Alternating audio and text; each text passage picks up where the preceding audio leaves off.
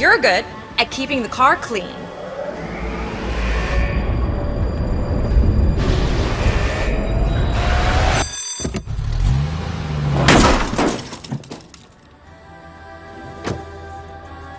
We're good at your insurance. Start with Indiana Farm Bureau Insurance, online, over the phone, or in person, and stop knocking on wood. You're good at basement basketball.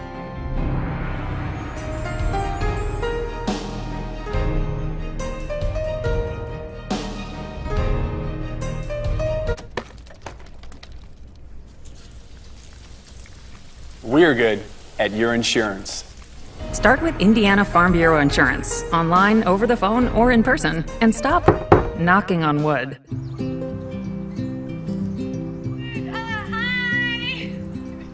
You're good at making big announcements.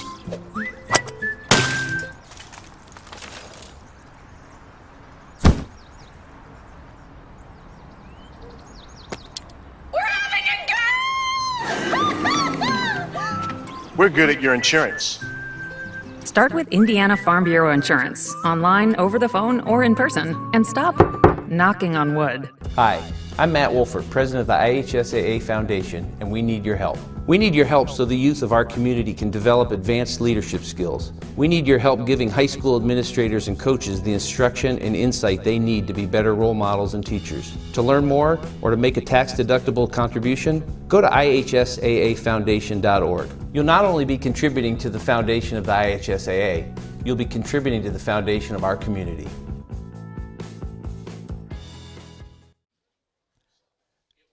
Good evening, everyone, and welcome to Kentuckiana High School football, brought to you by Glycod. I'm Mike Beck, and in the booth tonight with me is Jim Kazmarek. Jim, good to be working with you again. Yeah, it's like old times, Mike. Good to have you back. They drew me out of retirement.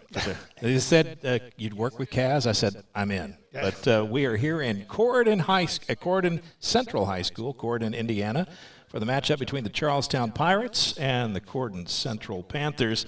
It's a beautiful night, 79 degrees, sunny skies. That'll give way to clear skies and a warm night, perfect night for football. If anything, maybe on the warm side for the first day of October. And that's a look at tonight's weather, brought to you by 9 Round Fitness in Clarksville. Experience a 9-round workout for free with no obligations. Visit them at 1225 Veterans Parkway. Jim, what do we know about this game tonight in brief? Well, on paper it looks like a mismatch because Corydon's 0-5.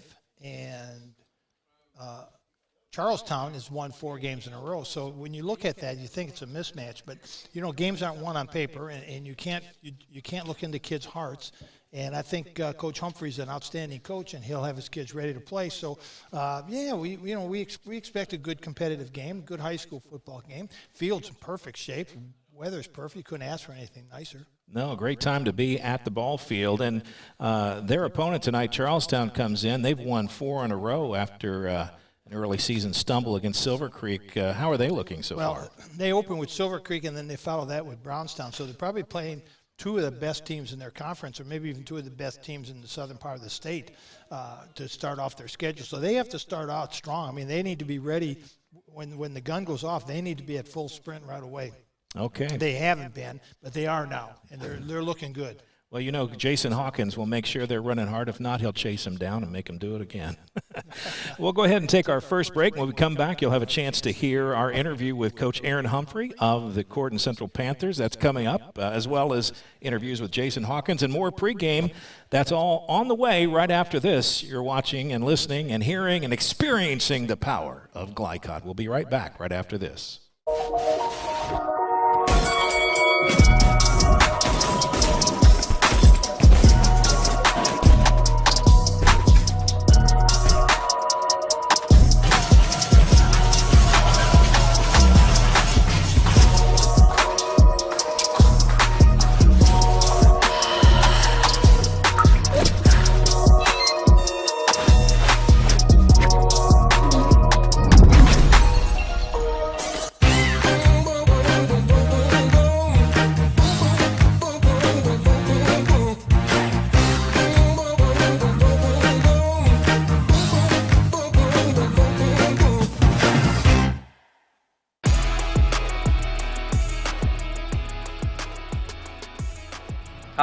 I'm Isaiah.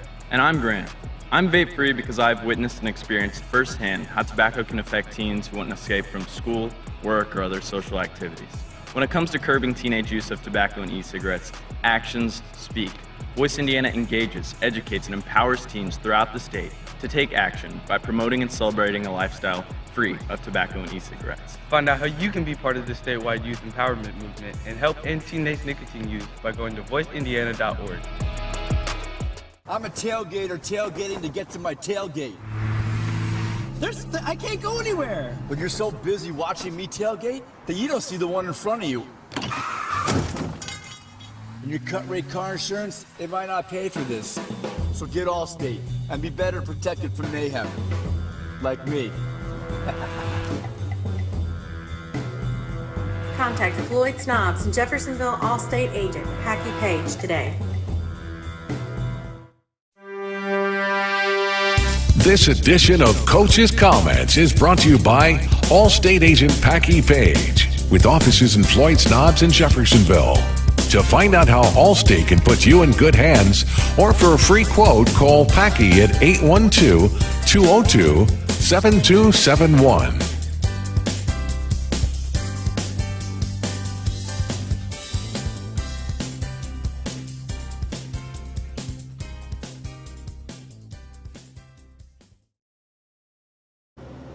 This is Coach Aaron Humphrey of the Corydon Panthers, Corydon Central Panthers. Coach is in his 4th year now here at Corydon.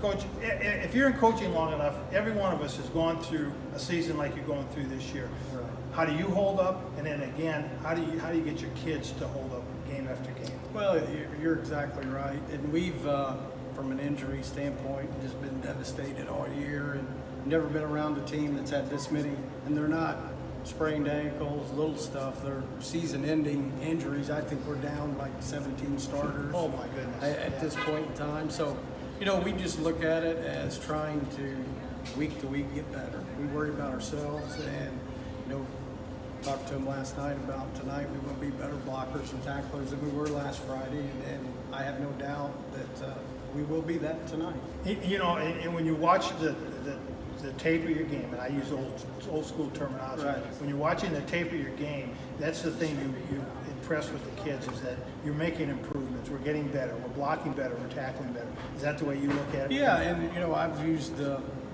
word just winning, and our definition of winning is just trying to be the best we can be tonight.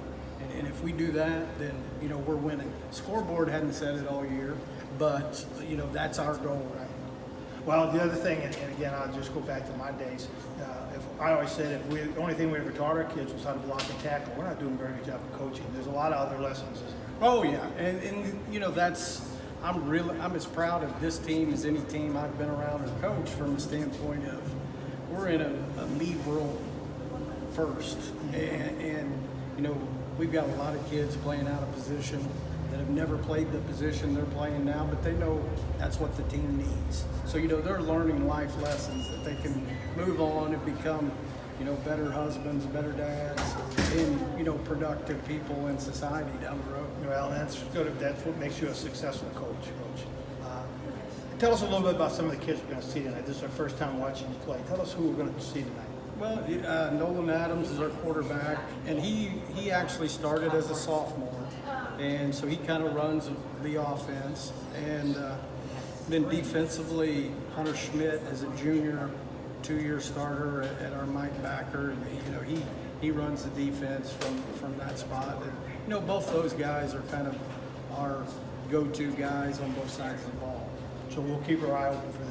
Okay. Coach, thanks for your time. Good luck tonight. Thank you. Appreciate it. Yep. You're busy, always on the go, and when your car needs repaired, you need it done right. At Call's Body Shop, you can make an estimate appointment to better serve you. Just call 812-949-5245 and schedule a time that fits your schedule. They're open Monday through Friday, 8 to 5, and are family owned and operated. They've been serving Southern Indiana since 1954 at 2801 Mount Tabor Road in New Albany. It's your car, and you have a choice on your repair. Call's Body Shop. Can they fix it? Yes, they can. Drug use in adolescence or early adulthood can have a serious impact on a teen's life. Teenagers who use marijuana are more likely to have lower grades, even drop out of school. They may also suffer from impaired driving, higher levels of anxiety, and depression. We all want to see the youth in our community succeed.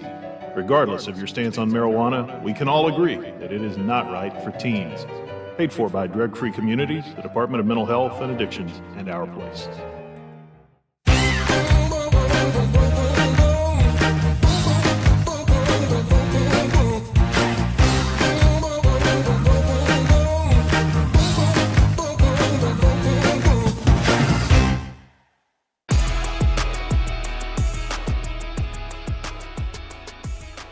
Hi, I'm Isaiah. And I'm Grant. I'm vape free because I've witnessed and experienced firsthand how tobacco can affect teens who want to escape from school, work, or other social activities. When it comes to curbing teenage use of tobacco and e-cigarettes, actions speak. Voice Indiana engages, educates, and empowers teens throughout the state to take action by promoting and celebrating a lifestyle free of tobacco and e-cigarettes. Find out how you can be part of the statewide youth empowerment movement and help end teenage nicotine use by going to voiceindiana.org. The second game of the season, I popped my shoulder out of socket, so I went to the doctor a few weeks later, and they referred me to priority radiology to get an arthrogram. It was about a day later that they told me the news that I tore my labrum. Since I got the results back so quick, I got to start doing physical therapy and everything quicker, which made my recovery process a lot quicker, and I'm thankful for priority radiology for getting the results back that fast. Hi, this is Sheriff Jamie Knoll of the Clark County Sheriff's Office reminding you to please buckle up, wear your seatbelts, and refrain from texting while you're behind the wheel. Your safety is our priority. Enjoy the game. You're watching Southern Indiana High School football from Glycod.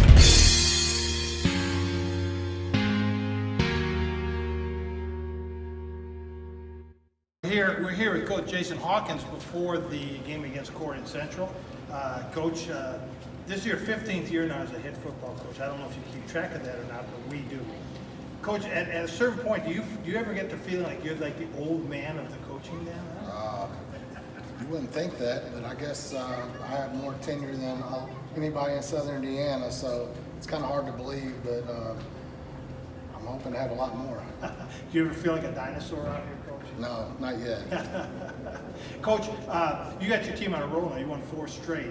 Are you peaking at the right time? And what's been the change? I think we had played 2 pretty tough opponents the first 2 weeks, and we've played a lot better. Feel like we're getting better weekly, but it'll be a good test next week at home against Salem. I think that'll be that, and Silver Creek and Brownstown will be 2 of the best games of the whole season. Yeah. Clay McClellan, I've been really impressed with his progress. Good-looking sophomore kid playing quarterback for you. What are his strengths, and what has been the change for him? Well, there's really not been a change. He played a little bit last year as a freshman. He's just continuing to grow as a kid and a player. He can throw, he can run, he can do it all. He needs to continue to work a little bit on the mental part of the game, but physically he's got it. Well, as a sophomore, the mental part obviously is going to happen. On the other side, Chase Berner, good-looking tight end, good-looking defensive player for you. Talk a little bit about him. He's done a great job. He played quarterback last year. This summer we had a long talk, and he knew that Clay, how good Clay could be, and he was a leader in that aspect. And he wanted to play tight end, and he's done very good. Not only a tight end, but he's also one of our better defense players. Right. Well, Coach, good luck tonight. This is another conference game, so good luck and continue winning. All right, thank you, Cass. Thank you, Coach. Appreciate it. Thanks.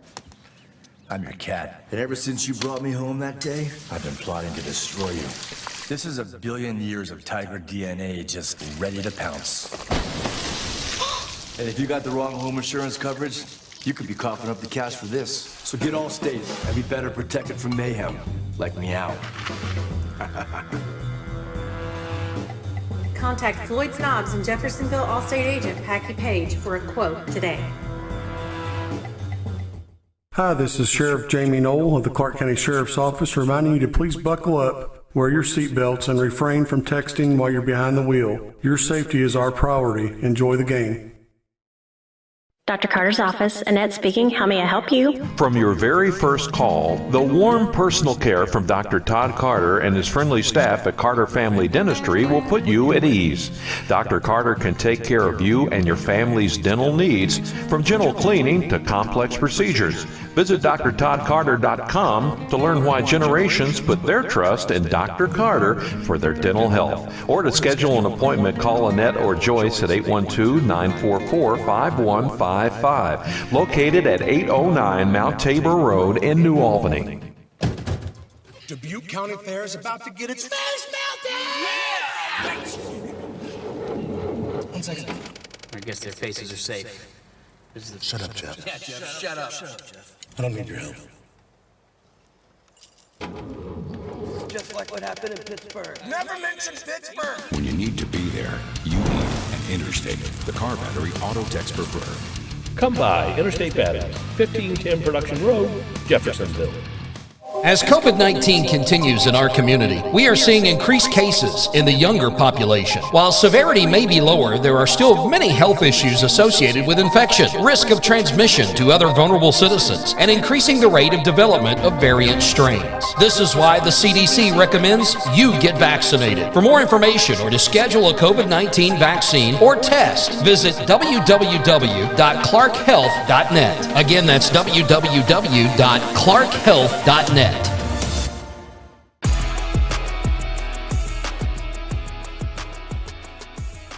Hi, I'm Isaiah. And I'm Grant. I'm vape-free because I've witnessed and experienced firsthand how tobacco can affect teens who want to escape from school, work, or other social activities. When it comes to curbing teenage use of tobacco and e-cigarettes, actions speak.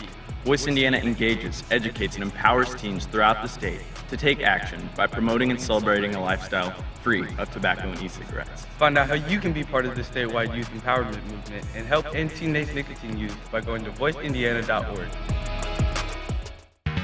You're watching Southern Indiana High School football from Glycod.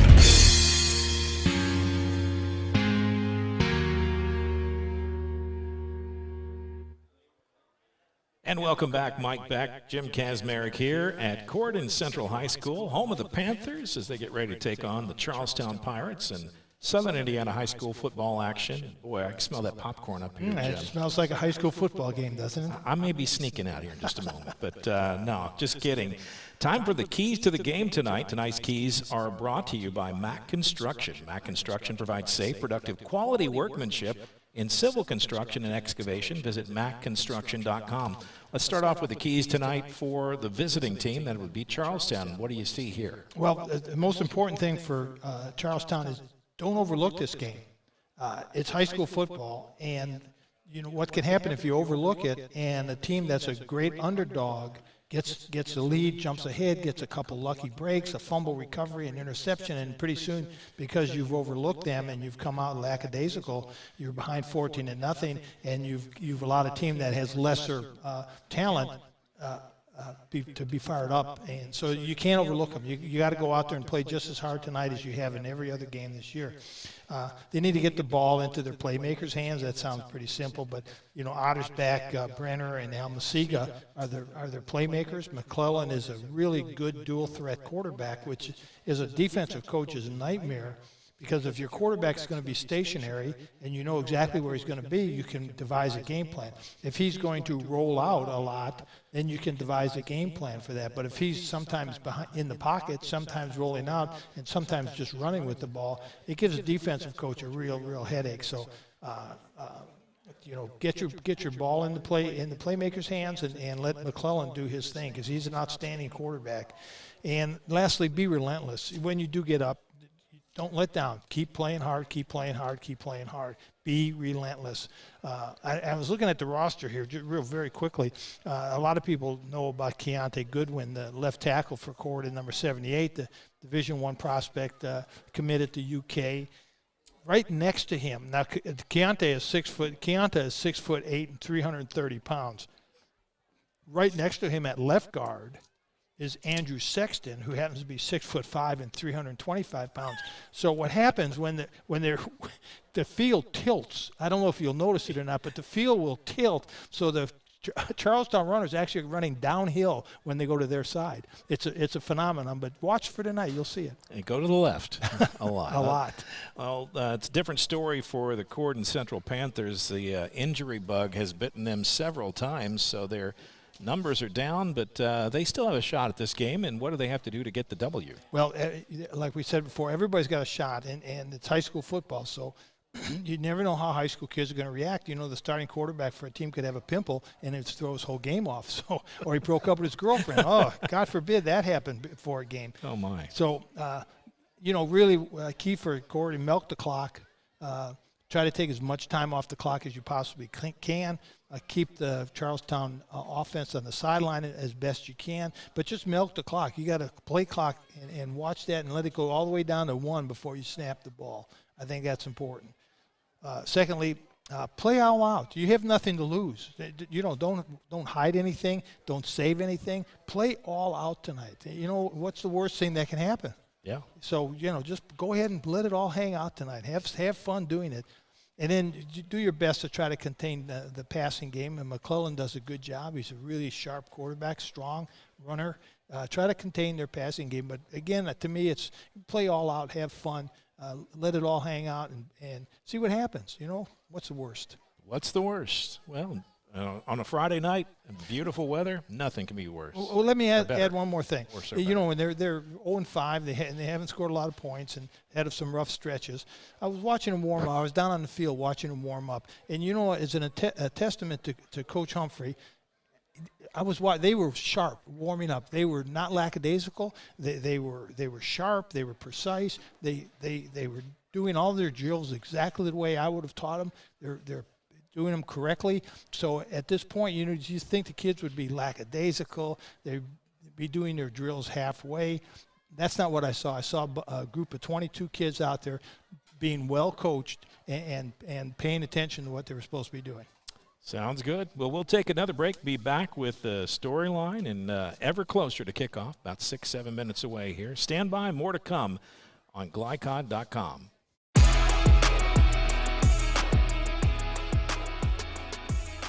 Hi, I'm Isaiah. And I'm Grant. I'm vape-free because I've witnessed and experienced firsthand how tobacco can affect teens who want to escape from school, work, or other social activities. When it comes to curbing teenage use of tobacco and e-cigarettes, actions speak. Voice Indiana engages, educates, and empowers teens throughout the state to take action by promoting and celebrating a lifestyle free of tobacco and e-cigarettes. Find out how you can be part of the statewide youth empowerment movement and help end teenage nicotine use by going to voiceindiana.org. The only name you need to know for all your auto repair needs is Voinier's Auto and Truck Repair. Sure, our name might be hard to say, but we can fix everything no one else wants to fix. Big or small, we can do it all. Foreign or domestic, if it needs repair, Voinier's can handle the job. The only thing high-tech about us is what we do, and we're upfront with you and we'll do the job right. One thing we have to sell is our time, and we won't waste yours. Voinier's Auto and Truck Repair. Family-owned since 1981. Call us for all of your auto repair needs.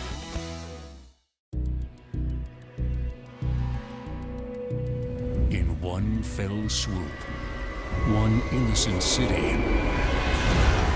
be left with one burning question. Where's Cobra Guy? What? No. When you need to be there, you need an Interstate, the car battery auto techs prefer. Come by Interstate Batteries, 1510 Production Road, Jeffersonville.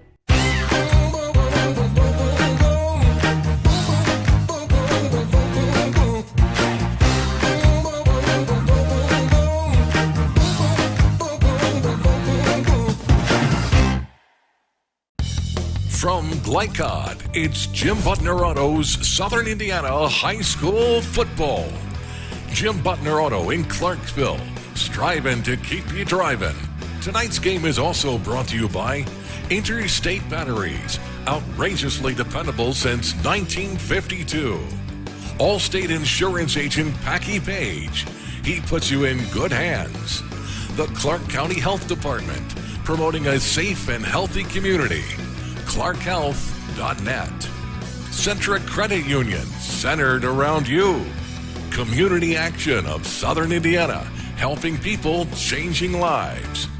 Carter Family Dentistry in New Albany. Our Place, Priority Radiology, and by Clark County Sheriff Jamie Knoll. Now to the field for all the action from Glycod on Jim Buckner Auto's Southern Indiana High School Football.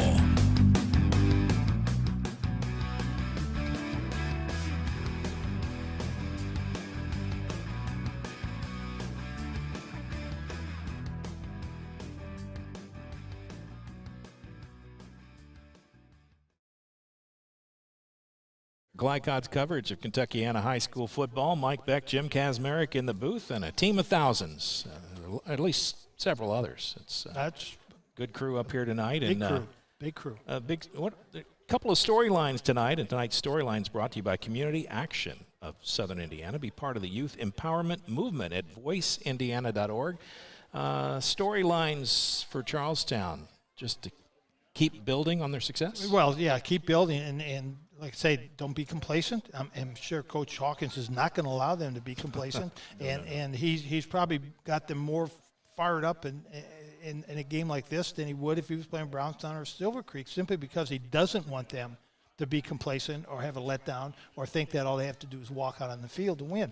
Here's another storyline, and this is something I like to do because I'm an old offensive lineman, and I do mean old, but I enjoy watching Keontae Goodwin play, and not only because he's so big and he's so much bigger than the other kids, but I like to watch. He's very athletic. He's got very good feet, and as an offensive lineman, that's really important, is to be able to move your feet. And a lot of times you get a big kid who's like his feet are like in concrete. Keontae's not like that. He's very athletic and very agile, and he does a great job of moving his feet. And I think you'll see, if you watch him and Andrew Sexton, you'll see a little bit of difference in the athleticism of the two players. Storyline for Corydon Central: really stay healthy and play your best game tonight. Just play your best game that you can possibly play. You know, there's 11 kids on the field. Try to win 11 battles each time. Play your position. Don't try to play somebody else's. Do your job. Don't do somebody else's job. Don't try to do two jobs. But try to win each individual battle that you're involved in. Well, and do it without getting hurt. We are now being treated to the Corydon Central Band as they're on the sidelines playing. I suspect that's on the Wisconsin school song. It's on Wisconsin. Is that what that is? It is. I recognize that tune. And here come the Panthers on the field. And a train nearby as well. A lot of traditions in high school football. It's really the purest form, I think, of the game. It is still left. That's why it's so much fun to watch the young kids play football, and it's such a great game for young men, young women now to play. Well, they're going to take a moment to the national anthem. I think we'll take a break while they do that. We'll come back with kickoff right after this on Glycod.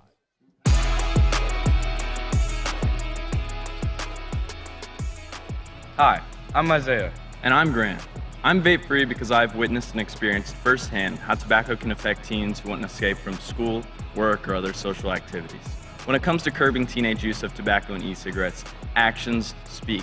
Voice Indiana engages, educates, and empowers teens throughout the state to take action by promoting and celebrating a lifestyle free of tobacco and e-cigarettes. Find out how you can be part of the statewide youth empowerment movement and help end teenage nicotine use by going to voiceindiana.org. The only name you need to know for all your auto repair needs is Voiner's Auto and Truck Repair. Sure, our name might be hard to say, but we can fix everything no one else wants to fix. Big or small, we can do it all. Foreign or domestic, if it needs repair, Voiner's can handle the job. The only thing high-tech about us is what we do, and we're upfront with you and we'll do the job right. One thing we have to sell is our time, and we won't waste yours. Voiner's Auto and Truck Repair. Family owned since 1981. Call us for all of your auto repair needs.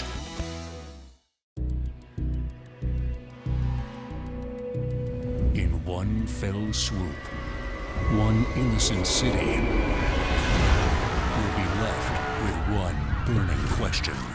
Where's Super Guy? What? No. When you need to be there, you need an Interstate, the car battery auto techs prefer. Come by Interstate Batteries, 1510 Production Road, Jeffersonville.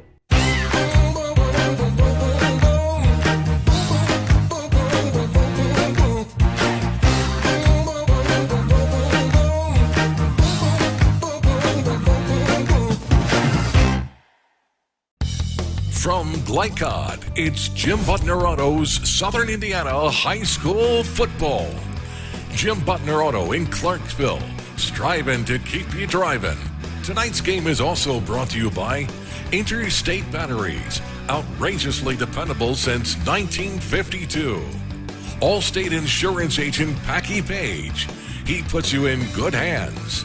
The Clark County Health Department, promoting a safe and healthy community. ClarkHealth.net. Centric Credit Union, centered around you. Community Action of Southern Indiana, helping people, changing lives. Carter Family Dentistry in New Albany. Our Place. Priority Radiology. And by Clark County Sheriff Jamie Knoll. Now to the field for all the action from Glycod on Jim Butner Auto's Southern Indiana High School Football.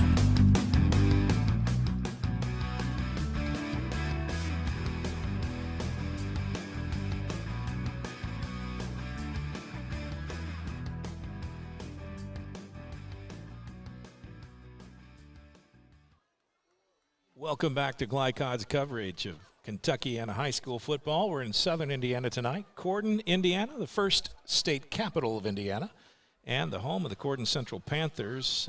Charlestown Pirates, the opponent tonight. They won the toss, deferred. That means that Corydon Central will receive the kickoff, and they will start to the right of your screen and going east to west tonight. If geographic locations help you out, that's the direction, heading toward the sun.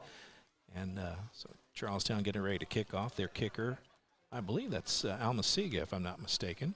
Almasiga does a lot of things. I think he's one of the most valuable utility players that we see every year.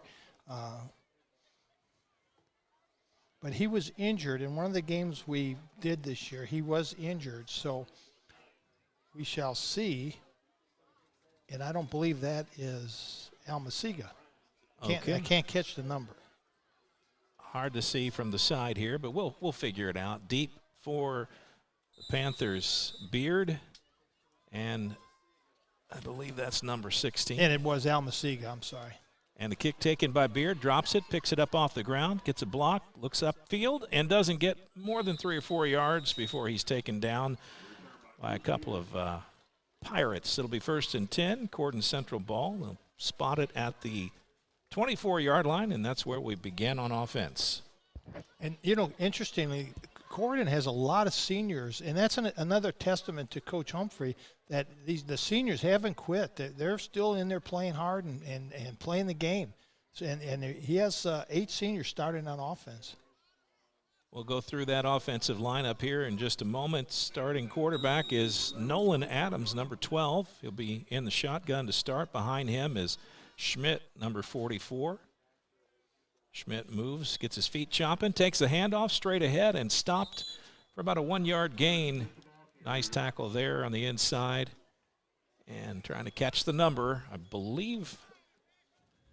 It looked like 58. 58 or 57. It could be Alex Harden. That's 58 here, okay? It's different than the starting lineup that we were given to start tonight, but there is no 58. Colton Smith. Nope, I'll take that Charlestown. back. No, there's not a 58. Straight ahead again. This time picks up a couple more. It'll be 3rd down and about 6 when they spot the chain. Corydon Central not putting a lot of points on the board, and they're grinding it up the middle so far in the first couple of plays. It is 3rd down and 6.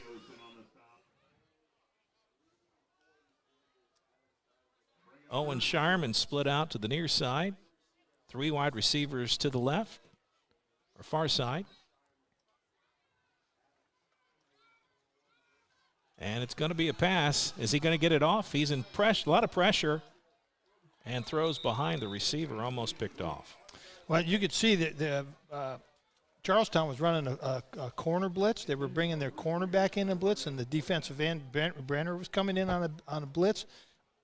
It's a really good thing Coach Humphrey called the sprint out pass. Otherwise, Nolan Adams would have really got the wood laid to him. Chase Benner was dialing up the quarterback's number, almost got to him. Punting unit on the field. That'll be Beard. He's back to kick. And gets the kick up, end over end. It's going to take a bounce and head toward the sidelines. And it'll be down at the 41-yard line where it'll be 1st and 10, and we'll see the Charlestown Pirate offense for the first time tonight. Down by Owen Shireman.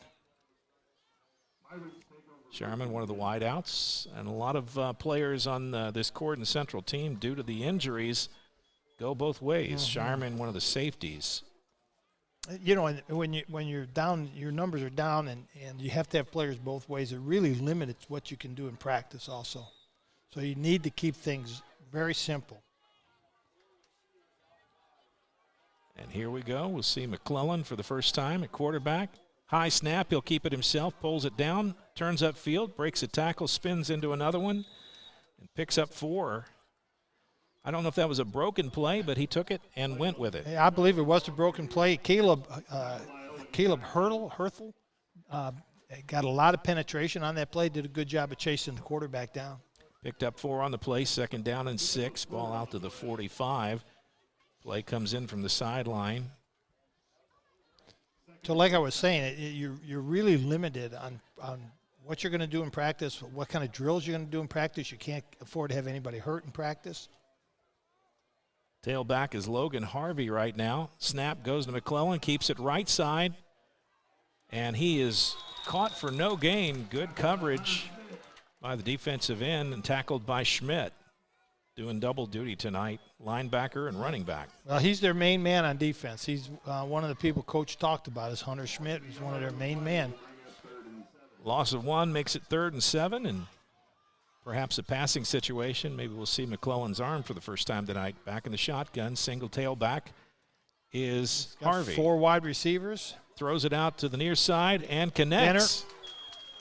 Yep, simple pass and catch. Benner goes down 10 yards, stop, ball's right there. First down, ball out to the 45-yard line of Corydon Central across the midfield mark for the first time. 1st and 10. Here come the Pirates again. And Waylon DeBlato makes a nice tackle on Brenner, by the way, from his corner spot. Owen goes to his left. Left-handed quarterback puts it up, has a little space, and the receiver comes back, pulls it in. Nice recovery by Ottersback. That was one of the people we talked about, Mike, before the game was Ottersback, one of their big playmakers. Ottersback, Almasiga, McClellan, and Brenner. Ottersback saw that ball was a little underthrown, came back to it, beat the defender there, and big gain that time. Ball down to the 16-yard line, 1st and 10, Pirates. And you know those underthrown balls are the hardest ones for defensive backs to play. It really is difficult. McClellan in the shotgun, fakes the handoff, quick out pass, race to the corner, and he'll be dragged down just outside the 10-yard line. He'll be at the 11, and that was number 19, and that's Cole Tincher. Shireman on the stop.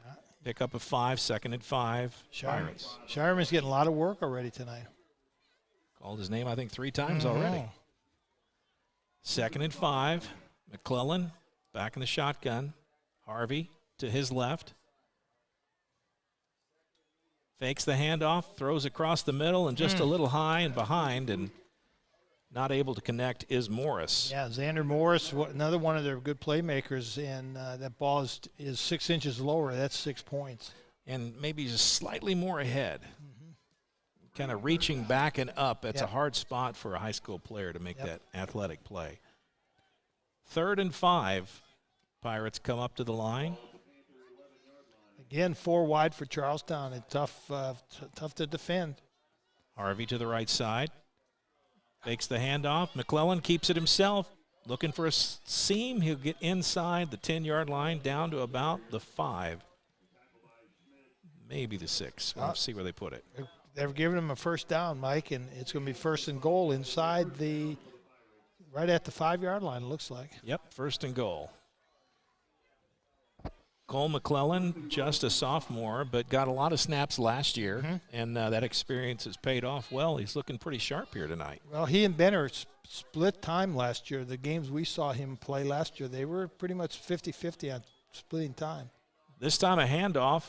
Harvey takes it, bounces it off one defender. Low leans ahead and picks up a yard. It'll be 2nd and goal at the 4. Charlestown running behind that big left side. You know what I told you now, the field tilts that way, and look at how big those two guys are. They actually spotted down at the 3. Give him 2 on that carry. All right, here we go. We're going to watch those two great left tackle, left guard. Snap is there. Hand off to Harvey. He'll try the left side, and he'll bounce it outside and across the goal line for the first score of the night. 6:47, and Charlestown takes the lead at 6-0. First quarter action. Mike Beck, Jim Kazmarek on the site tonight here in Corydon Central High School. A perfect night for football and the first day of October. You know, Mike, I'll say this. It seems like just a week ago we were kicking off the season on August the 19th, and here we are now into October, and it just goes so fast. And I know as a coach and as a player it does too. Snap is good, hold is good, and Almasiga's kick is good as well. And that makes it 7-0 here in the first quarter. So let's see how Corydon responds to that. And again, you know, let's just watch the Corydon players. Are they going to drop their head? Are they going to feel sorry for themselves? Or is it going to be, well, here we go again? Or, you know, the coach has been preaching just win each battle, win each game. And you're not going to win them all, so you gotta have that mental toughness to try to overcome this setback. Right. Charlestown will bring it out, kick it off again. Corydon Central not out of roster. Still in the huddle. Coach Humphrey trying to put together a play that says, run it back for a touchdown. Did you have one of those in the huddle? We there, did. Coach? Oh, we did. Yep. Yeah, we used to have a play called the touchdown play, though. The touchdown play. Yes, because every time we ran, it was a touchdown. But you can only run it in certain times. So you can only run it at certain times.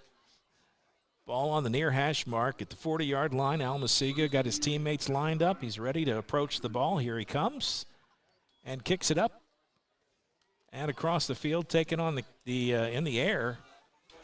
Oh, well, yep. Finds a seam out across the 30, the 32, maybe 33-yard line is number. We have an injury. We have a Corydon player injured. Jacob Llewellyn made the tackle. That was a nice return by that young man, number 18, is 18, that would be Julio Chavez.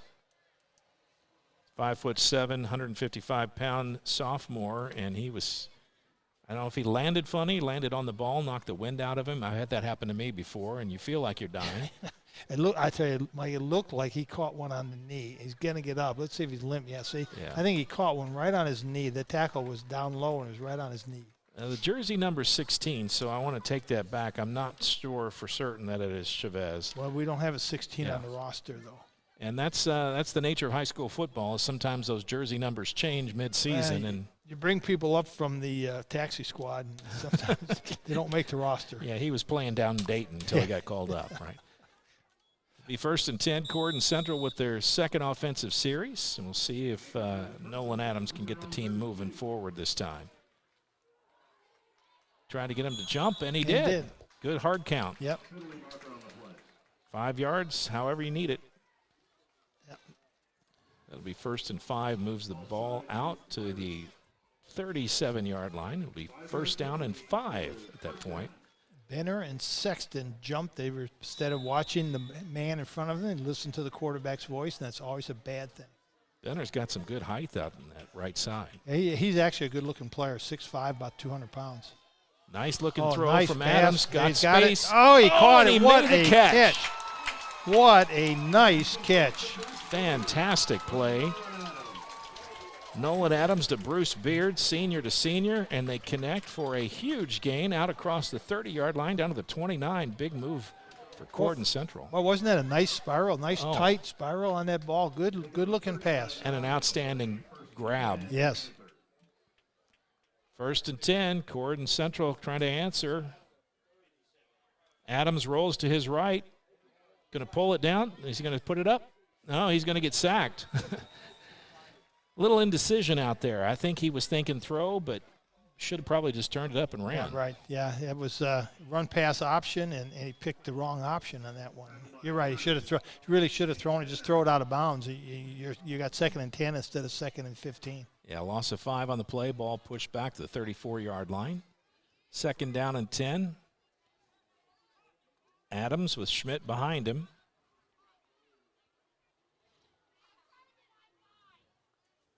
See if he can connect to Beard again. Nice pressure that time from the Charlestown defense. They kind of sniffed that one out. Hand off to Schmidt, and nothing doing. He was met instantly. Malachi Rios, 5'10", 225-pound junior, met him as soon as he had the ball. Malachi was there waiting for him. Yeah, that was a loss of about 4 more. It's going to be 3rd and 19 now. Tough situation. Yeah, we'll fire it back up again. What's the worst thing that can happen? Throw it again. Trips to the near side. Single wide out to the far side is Shireman. Adams in the pistol. Schmidt in there to block, and they'll need him. There's the pass tipped out of Almasiga's hands. Could have been an interception. Couldn't hold on. 4th and 19. Nolan, I think he needs to settle down his feet. He's got what I call happy feet. You'll see, and that's probably a result of things that have happened in previous games where he got sacked. He had pretty good protection that time.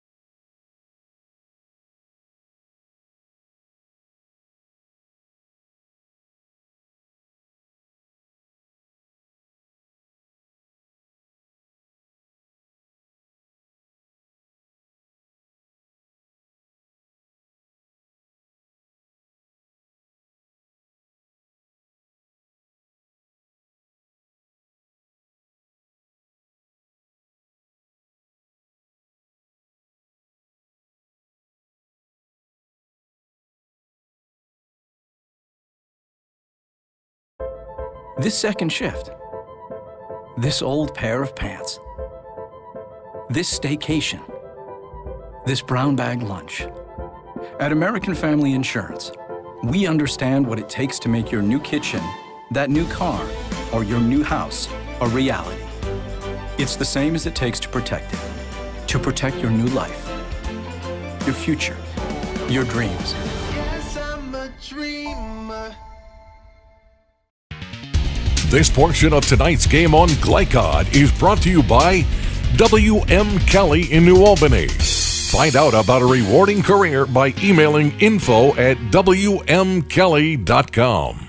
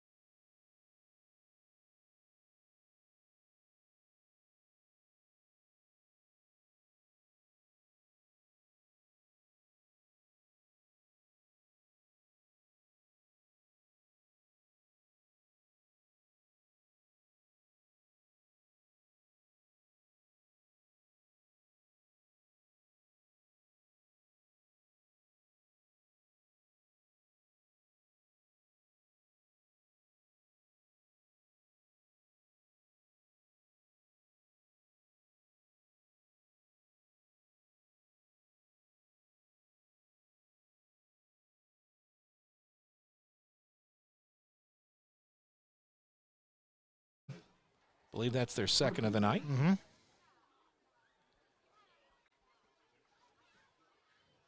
Play is signaled in from the sideline. Schmidt with a handoff, tries the middle again. Good play, good run. Stopped and thrown forward, but they'll take it. And the ball gets set down at the 48-yard line. It'll be second down at about 7 now. Jacob Llewellyn made another nice tackle coming in from his safety spot.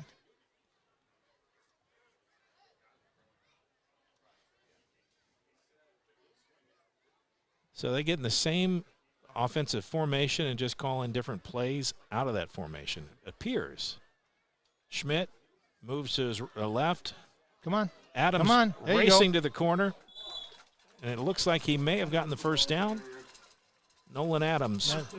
Don't come up gimpy, though. Looks like he may have tweaked his ankle. Yeah, he got a little hitch there, Mike. 1st and 10. Second first down of this drive. Best looking drive of the night for Corydon Central. Offensive play being signaled in from the sidelines. Now they got it. They're ready to go. Adams gets Schmidt, goes to his right. Pass. I'm not sure what they're doing. That's the second or third time they've thrown to no one. Yeah, somebody's either jigging when they should jag. Well, they're not getting into the right spot, and I think, like I say, you don't know what Nolan has gone through the first couple games, but he's delivering the ball a little bit before the receivers are making their cuts and getting open. And I'm just wondering, Coach, if bringing these guys back to a huddle where they could actually talk to each other to communicate between plays, especially on things like that, like you're supposed to go here. Yeah. If we do that again, go here. Yeah. You don't really have a chance to communicate between plays, but handoff to Schmidt, sprints to his right. Shoot, good blocking, nice play. It was 2nd and 10. He picked up about 5, maybe 6. We'll see where they set it down at. It'll be 5. 3rd and 5. Ball at the 38-yard line of Charlestown. Corydon, yeah, I'm sorry, Mike, go ahead. No, I was just saying, nice run by Schmidt. Well, and Corydon's found some things that are working for them, and let's see if they just keep going to that well. You had a couple good sweeps here to the left, some outside plays, a couple good inside runs to off the right tackle. Stay with what's working, and milk that clock. There you go. Up and got them offside again. Hard. We'll pick up 5 yards, and most likely it'll be another first down for Corydon Central. 3rd in a row. 1st and 10. Ball at the 33-yard line. That was Logan Harvey. Well, they've taken him out, but he was playing defensive end and just, again, listening to the quarterback's voice instead of looking at the movement of the man in front of you. Adams hands off to Schmidt, and that play is read immediately, and Berkeley will punch through and pick up a tackle for a loss. Yeah, and he was playing that outside linebacker spot and just came in scot-free. Nice read on his part. A loss of about 3 on the play. It'll be 2nd and 13.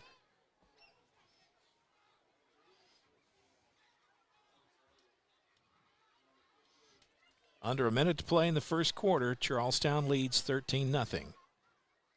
Adams straight back.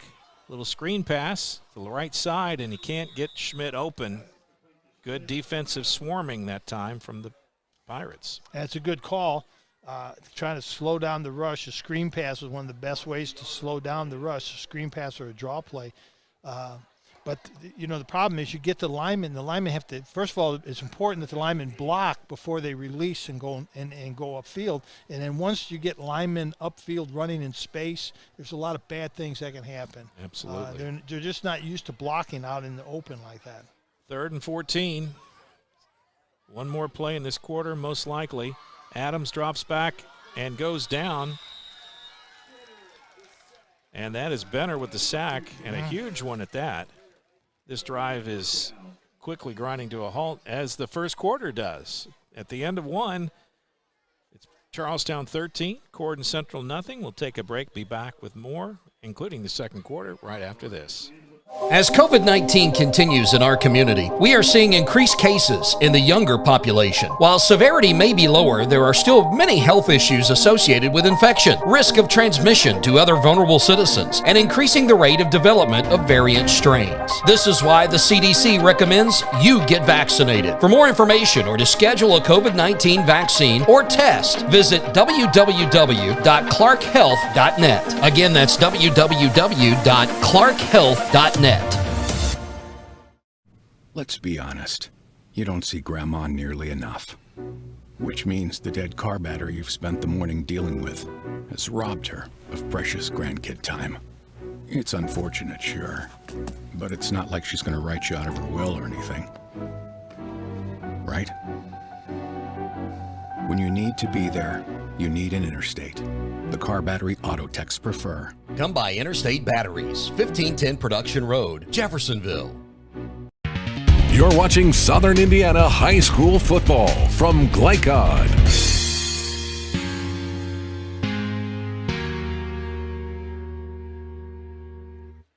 Welcome back, Mike Beck, Jim Kazmarek. 1 quarter in the books, 13-0 the score. Charlestown leads Corydon Central. 4th and 22, and their punt team is in. Beard will punt the ball away. And blocked. Almost got snagged there. Ball takes a bounce. And downed inside the 20 at the 18-yard line. It'll be 1st and 10. That's the deepest, the farthest field Charlestown will have to work with tonight. They've had some great field position in the first quarter, starting near midfield almost every drive. Well, let's see if Corey can come up with something to stop Charlestown. Charlestown scored on both their possessions, haven't they? Yes, I believe so.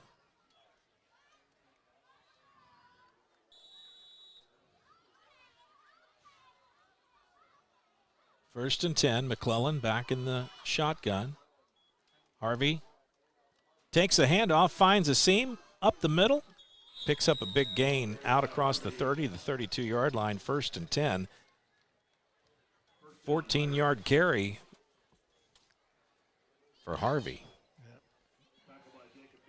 And you're getting good plays from across the offense tonight. Yeah, there's a nice tackle there on the Corydon safety, number 23. That was Peyton Sheffley. I hope I pronounced that correctly. 1st and 10. Ball at the 32. McClellan with Harvey near him. Keeps it himself. Fake the handoff to Morris. He runs straight ahead and picks up about 4 or 5. And I was mistaken. That was a young man named Deerdorf on that tackle from the safety spot. Oh, 83. Yeah. 83. Yeah. Pick up a 5, 2nd and 5. And when you watch, I watch individual players and their techniques, and I'm watching how the defensive secondary for Charlestown is reacting. Their backpedaling technique is good. They start in that football position, they stay in it when they're backpedal. You know, you can tell these kids have been well coached. Fake handoff, quick pass. Come up, breaks a tackle. Yep. And brought down by Shireman, but not until he scored a pretty big gain there. That was Cole Tincher on the catch all the way out to the 43-yard line of Corydon Central, 1st and 10. Charlestown offense really starting to click. Yeah, they are. Yep. A lot of weapons. And, you know, they can give the ball to a lot of different people in a lot of different ways. Sign of a well-balanced and well-coached team. Snap a little high, but handoff to Harvey goes without a hitch. And he goes to the right side for about 10. Really nice tackle there. Shireman again. Boy, Shireman getting a lot of work. That's good for Shireman, but you don't want your safety making a lot of tackles back there. Nope. That's and you know, Harvey has become a workhorse for Charleston the last couple of weeks. He has some nice stats as far as the rushing yards and touchdowns. He's kind of taking the load off of Al Masiga. Well, Almasiga got hurt earlier. Right. Let him kind of work back into the offense. Great protection. McClellan has a receiver open, and he has the ball. And it's incomplete. Said didn't have possession of it. Yeah, but it was a good play by the safety. Was that Sharman over there again? The corner? I'm sorry, it was the cornerback. It is Sharman. Yeah, he was in good position. That's a receiver that could have ran right past him, but Sharman stayed with him the whole time, made a nice play in the end zone. Don't know if he knocked the ball away, but at least he was in position to knock the ball away. 2nd and 10. Ball at the 33-yard line. Beautiful protection, though, that time for the pass. Fake the handoff. McClellan trying to direct the receiver and just ran out of time. Good defensive penetration. Yeah, good defensive coverage, too. When you looked in the secondary, he had no receivers open. 3rd and 12, a loss of 2 on the sack. So good job by Beard, good job by Sharman and Nolan Adams. And just really good coverage, Mike. Deerdorf was the one came in around the outside, got the sack. 3rd and 12. Trips to the near side, single setback is Harvey. McClellan going to sprint out this way, and he's grabbed, and he's not going to get away. And they're trying to make out the number. My grandpa is not seeing as sharp as they used to be. Dakota Jones, 65, and he beat Keonta Goodwin. Nice play. Beat him hard inside. Just made a little quick inside move when Goodwin was stepping outside. Dakota Jones made a little inside move and beat him inside and got to the quarterback. Well, that's going to be 4th and 17, and they're going to punt it away. Snap is good. Oh, kicker goes down. Foot slipped maybe on the dew ground, but Charlestown, gets an incredible spot. They down it. Is it a touchback? Touchback. Oh, he went in over the line as he hit it, and that's Ottersback, I believe. Nice effort to try to get it down to 1. A great effort. But, I think his effort was so great, he may have actually knocked it into the end zone. Well, you know what? Can't blame a kid for trying. No, good effort. Ottersback, again, one of their big playmakers. And I think he's only a sophomore. If I look at my sheet here. I believe you're correct. I think Ottersback's only a sophomore. You see Ottersback and McClellan going to get some playing time over the years if they stay healthy and stay in the system. 1st and 10. Corydon Central dodges a bullet. They finally get an offensive or defensive stop on Charlestown's potent offense. Adams, reverse pass. Oh, my. He had it open. Oh, my goodness. Oh, my goodness sakes. Beard was going to do the reverse pass to the quarterback, Adams. Reverse pass, throw to the quarterback. That's a good play. It was wide open, well set up and wide open. Just needed to be a little sharper pass. Wonder how many times they run that in practice. I bet a few. I love the call, though. Great aggressive call by Coach. I do, too. Like I say, you got nothing to lose. 2nd and 10. Don't save any plays in the playbook. High snap, handoff to Schmidt. Finds a seam up the middle and across the 25 to the 28-yard line. And make it the 29. 3rd and 2. So nice run that time by Schmidt. Big gain of 9. Yeah, it looks like it's going to be 3rd and 1 even. Mm-hmm. Good run. Almasiga on the stop that time. Adams, now that's his trouble. High snap. He's just going to have to fall on it, and it's picked. It was picked up by somebody picked it up. Charlestown player. They whistled it down. When the whistle goes, it's stopped. Might have been a quick whistle, but either way, it's down, and a huge miscue that time. The Charlestown player number 50, and I'm going to catch his name here just a second. Thought for sure that was Malachi Rios. He thought for sure he had a touchdown, and but he walked back to the referee and patted him on the back, like, "Hey, nice call." I thought that was pretty nice. Beard to kick it away. Decent kick. And across the 40-yard line to the 41, and that's where Charlestown will take over. 1st and 10. 6 minutes, 40 seconds to go here in the first half. 13-0 to score. Charlestown up by 2 scores, minus one of the extra points. Almasiga caught the right upright, and was that a dink or a doink? Oh, it's a doink. A doink, okay. Yeah. It's a technical term. Yep, and then sometimes you get a double doink. Double doinks are the worst. Yep. 1st and 10, ball at the 41. Here come the Pirates again. McClellan, the quarterback. I think Harvey still in there as his tailback. Mm-hmm. Why change it up? Having a great game tonight. Little pistol look. Hand off to Harvey, left side. Takes advantage of what little space he's given and picks up a nice gain. Going to be 8 yards on that. It'll be 2nd and 2.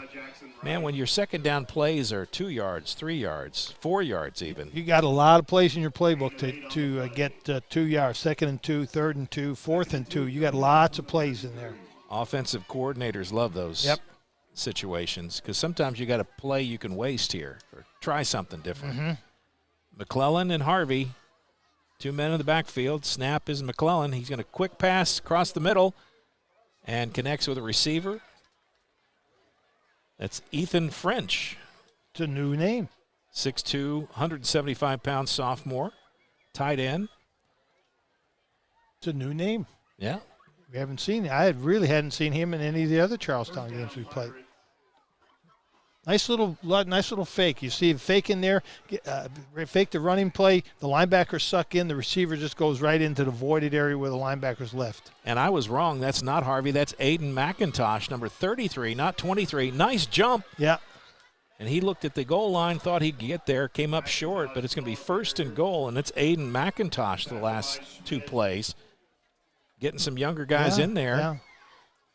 Coach Hawkins, I think he's going to have a really strong group of kids coming up here. Well, a lot of sophomores. And I like the fact that he's playing these kids early in the game instead of waiting till the 4th quarter to put them in. But I like the idea that he's got these kids in here now. Give them some quality playing time like that right there. McIntosh straight ahead, Touchdown. and it's a touchdown.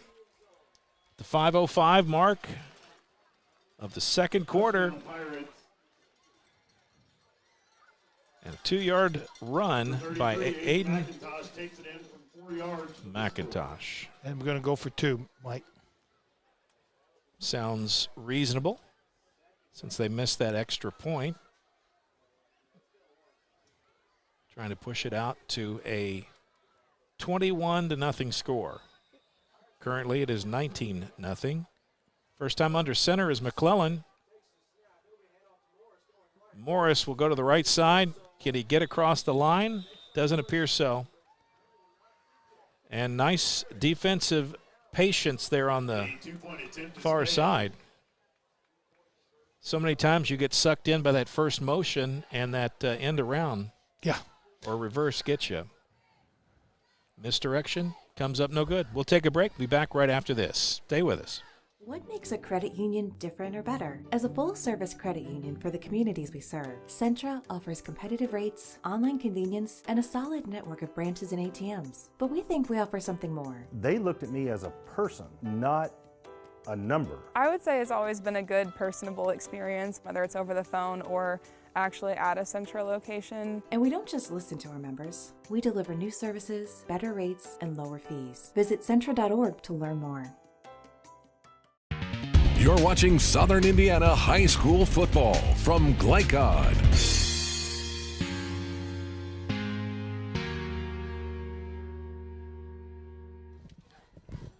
5 minutes, 5 seconds left in the first half. Charlestown extends their lead, 19-0 the score now on a 2-yard Aiden McIntosh carry up the middle. Sophomore getting some playing time, and they are really using a lot of different numbers and a lot of different players in their offensive set tonight. Almasiga in to kick off. 2 men deep for the Panthers. Kick is up and taken by Beard. Goes to his right, across the 20, 25, and out to about the 28, where he's brought down hard. That was a shipload of Pirates that made that tackle. Yes, it was. Thank you. And if I could even, they made that ball carrier walk the plank. Okay. Is that enough? One more for you. You get 3 in a game. You just used 2 in a row. So, okay, maybe 3. 1st and 10, ball at the 28-yard line. Nice return by Beard. He's a good ball player and got a lot of moxie. Yeah, I like that term too, moxie. That's a good coach's term. That's in the coaching handbook. It is. I believe it's in there somewhere. It is. 1st down and 10. Nolan Adams, your quarterback. Hunter Schmidt, the tailback. He goes to the right. Adams follows him. Looks for some room to cut back. Picks up 3, maybe 3 yards. We'll see 2 or 3. I was watching the Charlestown defense, and their two edge defenders did a good job of making the quarterback turn it upfield, but there was no flow. The defensive line linebackers were not flowing with that play. They left a nice gap there. 2nd down and 7. 3 yards on that carry by Adams. This time Hunter Schmidt gets the carry. Met at the line of scrimmage and really nowhere to go. Couple of players there, Smith and I believe Sexton as well on that stop. Rios may also had a hand on it. Yep, Connor Smith with the stop, credited by the PA announcer, and we never argue with the PA announcer. He knows. He knows all. 3rd and 5. Gain of 2 on that last carry. And they're trying to get him to jump, I think. And we get motion this time on Corydon Central. Wrong player moved. And that'll make it 3rd and 10. So that changes the situation here. Corydon's got a good, a nice offensive line. They're all seniors. They're all good-sized players. But I was watching number 65, Dakota Jones. He's their center and doing a really nice job of blocking and moving. I like him. Adams rolls to his left, and that's a tough throw for quarterbacks. Rolling to your left as a right-handed quarterback. Never got really an angle on it and threw it in the ground. Incomplete to bring it 4th and 10. It's an interesting call trying to put your quarterback into a pass like that and rolling against his tendencies. Yeah, and obviously you're rolling against your arm. Yeah. But you've still got to get your shoulder. I don't know how many times when we do these games I talk about the quarterback getting his shoulders turned upfield. It's hard to get a kid to do that, but once they learn how to do it, they become a much more effective passer. 4th and 10. Fake Beard punt. going to go fake. Puts up a pass. Caught by Shireman, but they say it was out of bounds. Nice effort by Shireman to go up and get it. I don't know, to be honest with you, I don't know if that was an intended fake punt. And the reason I say that is because all the linemen were downfield. That could have very easily been ineligible receivers, multiple downfield. So I don't know if that was a planned play. If it was, some of the players didn't get the. Is there a flag on this? No, they're bringing it back to the line of scrimmage. Okay, gotcha. Interesting call because usually the referees will throw the flag on that, and we didn't see it. Right. But relatively error-free tonight. Just a couple of penalties, mostly offsides. Yeah, 2 offside penalties on Charlestown. And then 1 movement penalty on Corydon Central, and that's pretty much it. Cleanly played. McClellan, jet sweep to Almasiga. Nice stop. Shifts upfield and picks up about 5.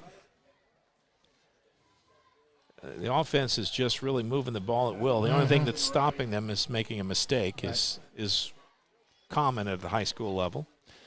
And you know, there's a study done, and this is true. I'm not making this one up. Not that I ever made anything up. There's a vote of confidence. 2nd and 5. McClellan, he's going to drop back, set his feet, has a receiver. 1st down and more. Yep, nice play, nice pass, nice catch. Ethan French on the reception. That'll move the chains to the 11-yard line. So in high school football, on the average, after an 8-play drive that has been clean, no penalties, no fumbles, normally you're at the edge of your success, because after eight plays, there's going to be a mistake. There's going to be a penalty. McClellan, right side, connects with the receiver. And in the end zone. Nice cut into the end zone. That was Otter's back. Otter's back? Yeah. The 11-yard completion to number 84, Jake Otter. So once you get past 8 plays, you're kind of living on borrowed time, waiting for something to happen, a fumble, a penalty, an interception. And in college, it's like 10 plays. In the pros, it's a little bit more. But 8 plays in high school, 8 plays is normally the length of a successful drive before something bad happens. Almasiga in to kick the extra point.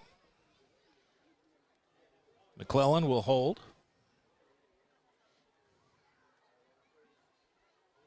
Snap and the hold are good. But the kick is off to the left side, and it is not good. Yeah, and Almasiga looked like he slipped. I don't know if you saw that or not. I did but see it looked that. like he slipped. 25-0 now the score here. We'll take a break. We'll be back right after this. Stay with us. I'm a tailgater tailgating to get to my tailgate. I can't go anywhere. But you're so busy watching me tailgate that you don't see the one in front of you. And your cut rate car insurance, it might not pay for this. So get Allstate and be better protected from mayhem. Like me. Contact Floyd Snobbs and Jeffersonville Allstate agent Packy Page today. You're watching Southern Indiana High School football from Glycod.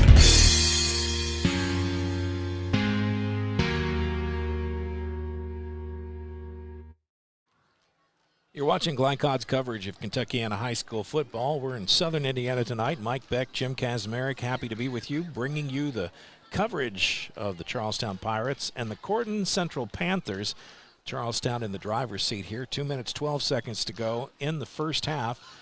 And they just got another score. Almasiga in to kick off. Beard is deep. And the ball heads in his direction. He's going to have to pick it up. And he's in some trouble already. Deep in his own territory. And he's chased down inside the 10-yard line. And that's not great starting position for the offense. No, and that ball, Almasiga, he's a better kicker than he's showing tonight, and his kickoffs are even kind of odd. And he does look like he's just having trouble with his footing. The plant foot sliding on. But that ball took some funny bounces there, and I think the return man Beard thought it was going to go out of bounds. Kind of looked like he was letting it go for a bit until he realized it was coming back into the field of play, and now he's caught. 1st and 10, ball at the 8-yard line. Corydon Central going to try to dial up something to get out of this hole. They have trips to the near side. Single wide out. To the far side is Shireman. Adams to Schmidt, straight ahead. Nice run by Mr. Schmidt. Hunter Schmidt, the ball carrier. Hunter Schmidt picks up 6 yards. It'll be 2nd down and 4. And it's a good game plan. You've spread everybody out. You got 4 wide receivers, 1 running back, and a quarterback that can run the ball, and you spread the defense out too, and it gives you some running lanes. Sure does. See if they can get that to happen again. 2nd down and 4. This time Adams keeps it himself, and he's met in the backfield. No gain if he's lucky. Yep. Maybe a loss of 1 or 2. Yeah, Devin Berkeley was waiting right there, did a really nice job as an edge defender. Just had his eyeball right on the quarterback. Nolan lost 1 on that carry. It'll be 3rd down and 5. Just about a minute to go in the first half. Loss of a yard on the play will bring up 3rd and 5. Corydon Central seemed to be a little slower on the draw this time. Adams, hard count. Nobody moving. Still got 10 on the play clock. Schmidt with a handoff. He'll get the first down. Oh, good run. Schmidt, the ball carrier. First down will stop the clock at 37 seconds. They'll set the chains, and Corydon Central going to be in the hurry up now. 1st and 10. Nice carry by Hunter Schmidt. Adams watching the clock. He's not in a hurry, so Hand off to Schmidt again. No gain. Ball carried by Schmidt. And that's going to do it, I believe, for the first half. Corydon Central happy just not to turn the ball over or have a miscue there. And that's going to be the end of the first half with the score, Charlestown 25, Corydon Central 0. We'll take a break, be back with our halftime coverage right after this on Glycod. Dubuque County Fair is about to get its face melted! Yeah! 1 second. I guess their faces are safe. Shut up, Jeff. Yeah, Jeff, shut up. Shut up, Jeff. I don't need your help. Just like what happened in Pittsburgh. Never mention Pittsburgh! When you need to be there, you need an Interstate, the car battery auto techs prefer. Come by Interstate Batteries, 1510 Production Road, Jeffersonville. Dr. Carter's office, Annette speaking. How may I help you? From your very first call, the warm personal care from Dr. Todd Carter and his friendly staff at Carter Family Dentistry will put you at ease. Dr. Carter can take care of you and your family's dental needs, from gentle cleaning to complex procedures. Visit drtoddcarter.com to learn why generations put their trust in Dr. Carter for their dental health. Or to schedule an appointment, call Annette or Joyce at 812-944-5155. Located at 809 Mount Tabor Road in New Albany.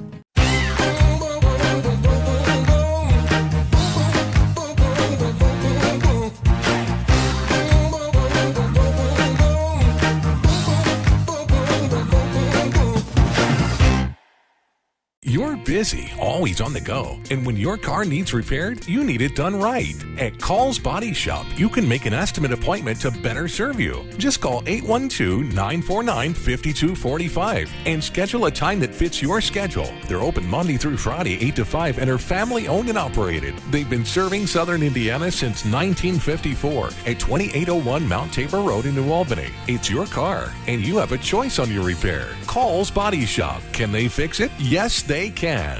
What makes a credit union different or better? As a full-service credit union for the communities we serve, Centra offers competitive rates, online convenience, and a solid network of branches and ATMs. But we think we offer something more. They looked at me as a person, not a number. I would say it's always been a good, personable experience, whether it's over the phone or actually at a Centra location. And we don't just listen to our members. We deliver new services, better rates, and lower fees. Visit Centra.org to learn more.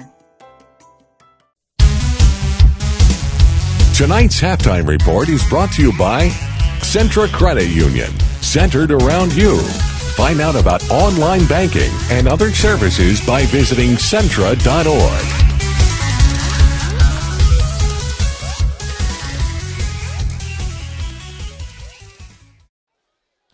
Perfect night for football. Mike Beck, Jim Kazmarek here at Corydon, Indiana, home of the first state capital and also home of the Corydon Central High School Panthers. But they're on the short end of a 25-0 score here as Charlestown has really kind of flexed their muscles in the first half. Started slow, but really picked up steam in that second quarter. It all began at the 6:47 mark of the first quarter. A 3-yard run by Harvey. Extra point by Almasiga was good, 7-0. Then just about 2.5 minutes later at 4:28, it was a 1-yard run by McClellan. The quarterback took it in. Extra point, not good. That was when we got our doink. Yes. So no extra point there. 13-0 at the end of one.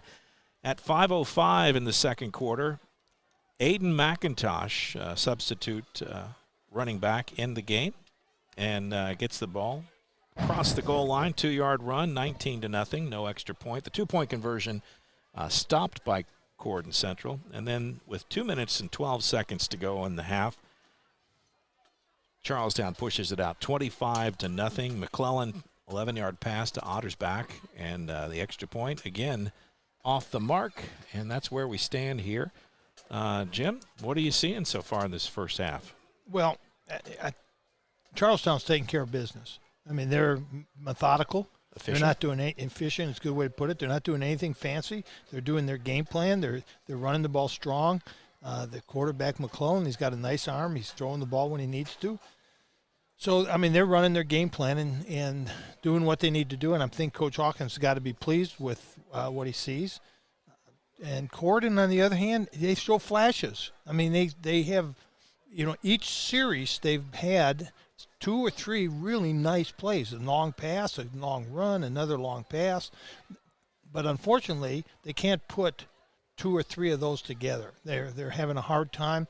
They'll get a big play and then 2 sacks and a running play that gets nothing and they're punting or going for it on 4th down. So, but it's a shame because you see flashes of things that work, like that reverse pass to the throwback to the quarterback, wide open. It was a great call, perfect. It just needed to be executed, and the pass it wasn't a bad pass. It was a good pass, but it was just a little bit short and a little bit soft. And that's what happens when you're 0-5 or 0-6. Those things happen to you. You have good plays, and you can't put enough of them together. You have a nice play called, and it just goes off someone's fingertips. And it gets frustrating for a coach, but he can't. That coach can't let his players see any frustration, because as soon as the head coach puts his head down, the game's lost, the game's over. The kids are watching you. How are you going to react? Right. Coach Humphrey is still in the game, still fired up, still calling plays and doing a good job. I think Corydon Central has a lot to be happy with in this first half, even though they're really short on the scoreboard. It's not for lack of effort. And considering the situation, the circumstance with all the injuries, you have to think that some of those players they're missing really could make this a much more cohesive team and more consistently competitive against a team like Charlestown. But we'll go ahead and take another halftime break here. I think we can take a break. Is that right? And we'll do that. Come back with more of our halftime coverage right after this on Glycod. What makes a credit union different or better? As a full-service credit union for the communities we serve, Centra offers competitive rates, online convenience, and a solid network of branches and ATMs. But we think we offer something more. They looked at me as a person, not a number. I would say it's always been a good, personable experience, whether it's over the phone or actually at a Centra location. And we don't just listen to our members. We deliver new services, better rates, and lower fees. Visit Centra.org to learn more. The only name you need to know for all your auto repair needs is Voinier's Auto and Truck Repair. Sure, our name might be hard to say, but we can fix everything no one else wants to fix. Big or small, we can do it all. Foreign or domestic, if it needs repair, Voinier's can handle the job. The only thing high-tech about us is what we do, and we're up front with you and we'll do the job right. One thing we have to sell is our time, and we won't waste yours. Voinier's Auto and Truck Repair. Family owned since 1981. Call us for all of your auto repair needs. Opioid overdoses in Clark County are at record highs. That's why the Clark County Health Department is now training volunteers to administer to victims of opioid abuse the drug Narcan, which may reverse its effects. To find out when and where CPR and Narcan training will be available, visit clarkhealth.net. You can help control the opioid epidemic. A message from the Clark County Health Department. A proud supporter of the Providence Pioneers and Southern Indiana High School athletics, Mack Construction is a second-generation company that provides quality workmanship in heavy civil construction, asphalt, and streetscape while maintaining focus on worksite safety and productivity. Put Mack Construction's nearly 40 years of award-winning service to work for your project. For more information, visit mackconstruction.com. Mack Construction. Experience. Reputation. Solutions. You're watching Southern Indiana High School football from Glycod.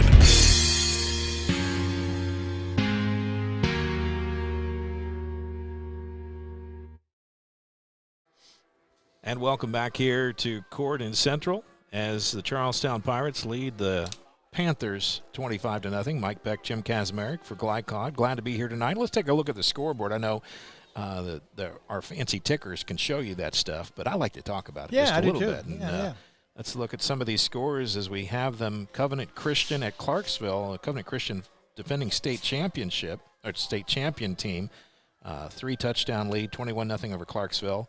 At the end of the first quarter, New Albany 13, Jeffersonville 7. Looks like a good game at the Doghouse. Is it the Doghouse outside, or just Burke Field? Burke Field. Silver Creek leads North Harrison 13-0 at the end of one. Providence trails Milan 8-7 in the second quarter, and Floyd Central at home hosting Bedford North Lawrence. They're up 14-10 on the last look at the scoreboard. Wait a second, we've got an update. Silver Creek now trails at North Harrison 16-13 at the half. So that's an updated score. Saw that just come in. So, wow, that would be a shocker. That would be a shocker. And North Harrison, they're playing at North Harrison. So, that's good for North Harrison. They have a good team. And you can't, Mike, you just can't, in high school, you can't overlook any opponent. There's so many things that can happen. So, you got to get ready for everybody that you play. You got to get mentally and emotionally and physically ready for every team you play. Yeah, well, can't let down. It is high school football. Right. And all our halftime numbers tonight, by the way, I need to let you know that they're brought to you by Centric Credit Union. They're centered around you, and we appreciate Centric Credit Union and all of our sponsors. They make these broadcasts possible, and there's so many of them out there. A lot of people love high school football, basketball. That's Glycod covers that and so much more. It's growing every year, and glad to see good things happen. But we're here at this game. Do we have another break we can go to? We'll go ahead and take our break, and we'll come back with our adjustments, our halftime adjustments, because that'll be fun to talk about. Right after this on Glycod. I'm a tailgater tailgating to get to my tailgate. I can't go anywhere. But you're so busy watching me tailgate that you don't see the one in front of you. And your cut rate car insurance, they might not pay for this. So get Allstate and be better protected from mayhem. Like me. Contact Floyd Snobbs and Jeffersonville Allstate agent Packy Page today. A proud supporter of the Providence Pioneers and Southern Indiana High School athletics, Mack Construction is a second-generation company that provides quality workmanship in heavy civil construction, asphalt, and streetscape while maintaining focus on worksite safety and productivity. Put Mack Construction's nearly 40 years of award-winning service to work for your project. For more information, visit mackconstruction.com. Mack Construction. Experience. Reputation. Solutions.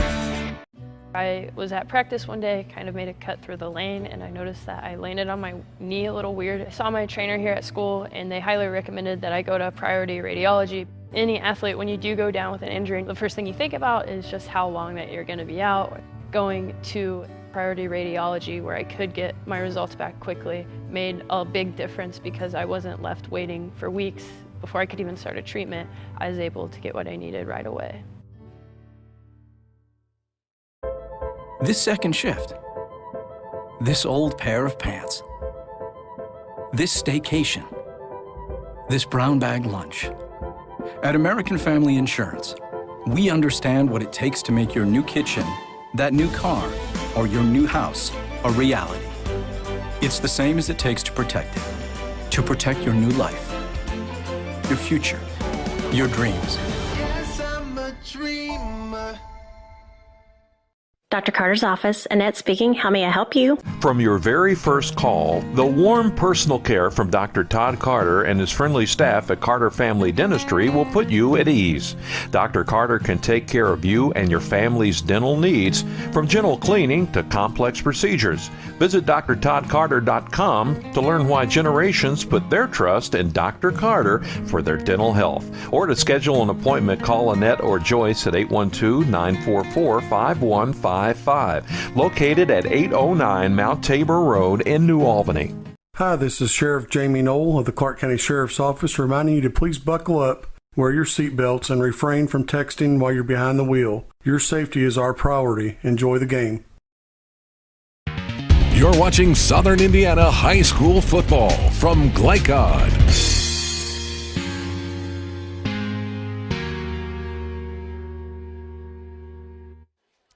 And welcome back. Here as our halftime continues. Mike Beck, Jim Kazmarek, broadcasting for Glycod here at Corydon Central, where the Corydon Central Panthers trail the Charlestown Pirates 25-0. And halftime is when the coach gets to become motivational speaker, part psychologist, psychiatrist. What else, Jim? Father figure. Father figure, good. Priest confessor.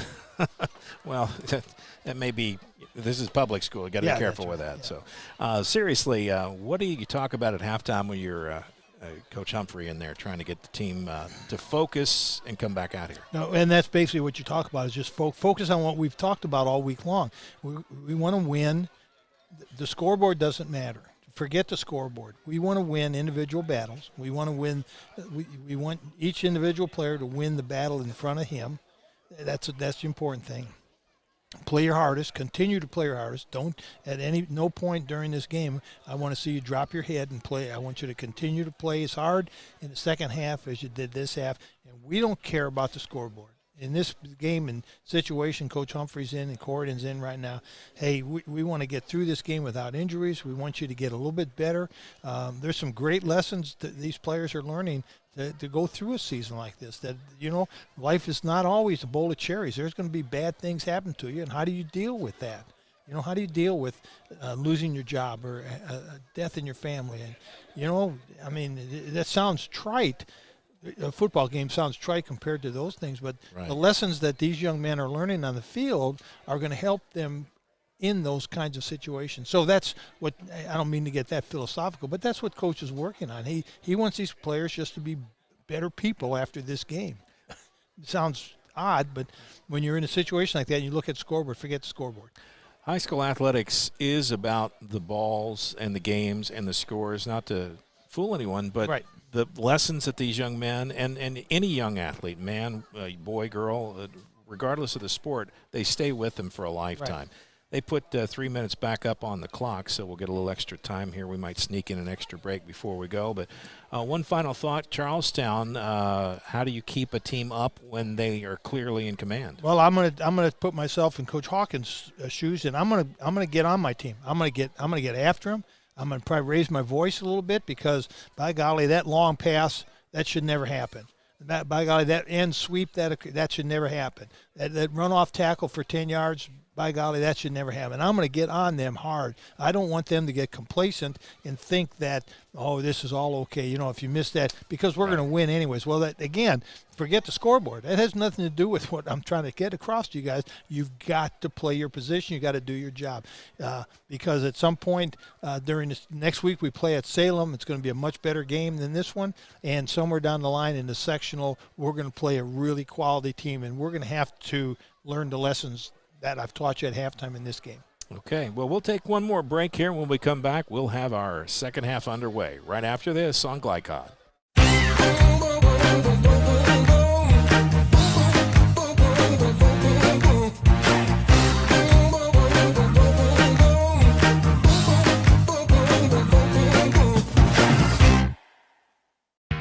You're watching Southern Indiana High School football from Glycod.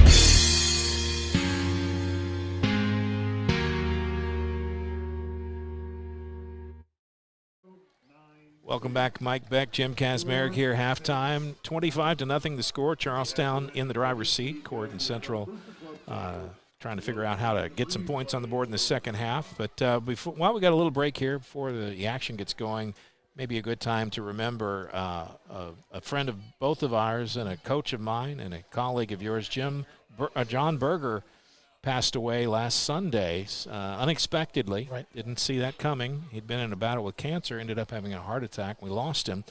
But John was an outstanding football coach and Hall of Fame baseball coach in Indiana. Right. And when you said colleague, he was a friend and a colleague. We had 6 good seasons together, and I do mean good seasons.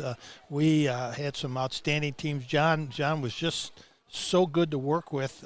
He and I had a strange relationship as far as coaching is concerned because I was the head coach. He was the defensive coach, and so when we did defensive things or he prepared the defense, he was the defensive head coach, and that's what he did. And I was actually his assistant on defensive practices or defensive drills and things we did. John set up the defensive practices. He set up the defensive drills, and I was his assistant. Then on offense, of course, I was the head coach, and he was my assistant. And I was always the line coach. I coached the offensive line, the defensive line, and John coached the running backs and receivers and the defensive backs, and we kind of flip-flopped the linebackers. But it was a very unique position that he and I had in relationship. And I doubt if very few schools ever would have the head coach being the assistant assistant to the defensive coordinator, but it worked for John and I, and we were. He was a great coach, and as you know, you played for him. I did. And the lessons I can tell you, players will still know about Wally Pipp because of John Berger. That's for sure. Well, get ready to kick off here to get the second half going. Is Corydon Central. Their first kick is a squibber, going to be taken by McIntosh. McIntosh to the right, turns it up across the 35, and he'll be brought down at about the 37-yard line, 1st and 10. One last comment about Coach Berger. Went to Franklin College, played for the legendary Red Fought, a fantastic college quarterback, and was the man that gave me the nickname Iron Hand. And I won't tell you why I earned that, but well, for any of our listeners and viewers today that are football aficionados and into football history, and I'll continue this in just a second. Snap and the handoff. I believe that's Harvey. It is. And he'll bring it out across the 40 to the 42-yard line. Nice carry. Another 5-yard gain, 2nd and 5. And another nice play by Dakota Jones, who's a two-way player, center and defensive tackle. A lot of snaps. So Coach Fought, Red Fought, was one of the innovators of an offense called the run and shoot offense. And I'll continue that thought in a minute. McClellan back of the shotgun as he's been all night. Snap and the throw through the hands of the receiver, and that was Jake Helton, and just couldn't hang on to it. Yeah, Jake started running before he caught the ball. So anyway, a lot of what you see today in the spread offenses and the way the ball is being thrown around can actually be taken all the way back to Red Fought at Franklin College back in the mid to late 60s. And he is really was an innovative football coach as far as offensive football and throwing the football. McClellan drops back, tries the right side again, makes a connection this time. Different receiver. Ethan French gets it, and it'll be first down. He picked up about 9 on that catch. That was a good catch, too. First and 10. Ball was a little behind him. He had to kind of reach back, and good catch. But McClellan throws a nice pass. He's got you watch his mechanics. He throws a very nice pass. He's got good mechanics. The Charlestown quarterback coach is doing a wonderful job with him. First down. Hand off. Harvey picks up a yard, maybe 2. It'll be 2nd and long. That's a rarity tonight. Yep. One of the things when I was working with quarterbacks or coaching quarterbacks, what I would encourage them to do, and very strongly, was after they've handed the ball off, to continue with a fake. Don't just stop and look at the ball carrier, because your eyes are going to draw the defense to that ball carrier. Hand off to Harvey. Quick hitter on the right side. He'll stay in bounds. Thought he got out of bounds. No, they took him down in bounds. He'll pick up about 4 or 5 more. It'll be 3rd and 4 is the calculation here. And if you watch Clay McClellan, he's still, after he's handed the ball off, he'll stop and he'll look at the ball carrier. And again, all you're doing is getting the defense to draw. They watch the quarterback. So if he's watching the running back, they know where the ball's going. Usually a strong safety is reading the eyes of the quarterback anyway. So 3rd and 4. High snap taken by McClellan. He's going to do it himself. He doesn't do it himself. Good. Hunter Smith, a two-way player, comes up, gets a stop. No gain. And Hunter is the main man on the Corydon defense. He's the one the coach bragged about before the game. 4th and a long 3, short 4. It looks like they're going to go for it here. They're up 25-0. Yep. And Hunter's not a big guy. He's 5'8", 175 pounds. He's a junior. Coach will be glad to have him back next year. See what Coach Hawkins dials up here. Trips to the far side. Tight end this side. Pass is thrown up, tipped, and grabbed by Morris anyway. Oh, my. Did everything they could, and he still caught the ball. Did everything right. Got your hands up, blocked the pass. Had defenders right at the. You're right there. The ball is at the 37-yard line, 1st and 10. Yeah, tip drills so valuable. You do that in the practice in the summer, and you wonder, why would we do this? Well, that's why. Mm-hmm. Harvey, tailback, fake to handoff. Nice fake. McClellan sold that one good and runs out of bounds, chased. Well, McClellan actually had the ball. But the guy that made the fake was the running back. If he had his arms like he had the ball in, and he was running with his arms going, and everybody thought he had the ball. Harvey was rocking the baby. Including you. And Dakota Jones just didn't buy it. He chased him down out of bounds after a gain of about 8. Yeah, Dakota Jones doing a good job. Two-way player and having a good senior night. 2nd and a long 2 here. McClellan rolls to his right, has a receiver open, throws low. He did make the catch, and that's Ottersback. 1st and 10. Yeah, and Hunter Smith came on a blitz and really put a lot of pressure on McClellan. McClellan just barely got that ball off. Now, the good thing I liked about McClellan there, he saw that blitz coming at him, and he stopped and stepped into it and threw a nice pass, knowing he was going to get hit. Good play by the sophomore. 1st and 10 ball, the 20-yard line, officially in the red zone now. Harvey and McClellan in the backfield. Been shotgun all night except for the 2-point conversion. Fakes the handoff, keeps it himself, beats the defender, and he'll outrun everybody to the end zone. McClellan runs it in 20 yards out. Touchdown. Yeah, good little a little juke step there and faked out the defender and had enough speed to get in the end zone. Nice job by McClellan. 2 nice runs on that series. Of the area quarterbacks, and I have to be honest, I haven't seen as many this year as I normally would, but I've got to believe that he's one of the most impressive specimens this year in Southern Indiana, especially considering he's a sophomore. Yeah, I think what we've seen, he would be one of those in contention. Like I say, we haven't seen everybody. This is the year of the younger quarterback, from what I understand. Yes, it is. Extra point is good this time. And that'll make it 32-0. Not far from a running clock. We'll take a break. Be back right after this on Glycod. As COVID-19 continues in our community, we are seeing increased cases in the younger population. While severity may be lower, there are still many health issues associated with infection, risk of transmission to other vulnerable citizens, and increasing the rate of development of variant strains. This is why the CDC recommends you get vaccinated. For more information or to schedule a COVID-19 vaccine or test, visit www.clarkhealth.net. Again, that's www.clarkhealth.net.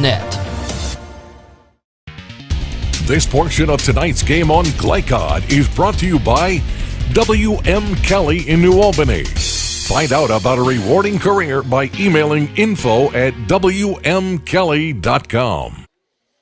You're watching Charlestown put on a demonstration tonight of how they really are using all their players. They are up 32-0 here in the third quarter, 8:05 to go in the third, and Almasega to kick it away. This time a short kick taken by the up back, dropped, and loose ball, and I think it's covered by Charlestown. We'll see who got to it. It's those plays where you see kids get hurt because bodies come flying in, and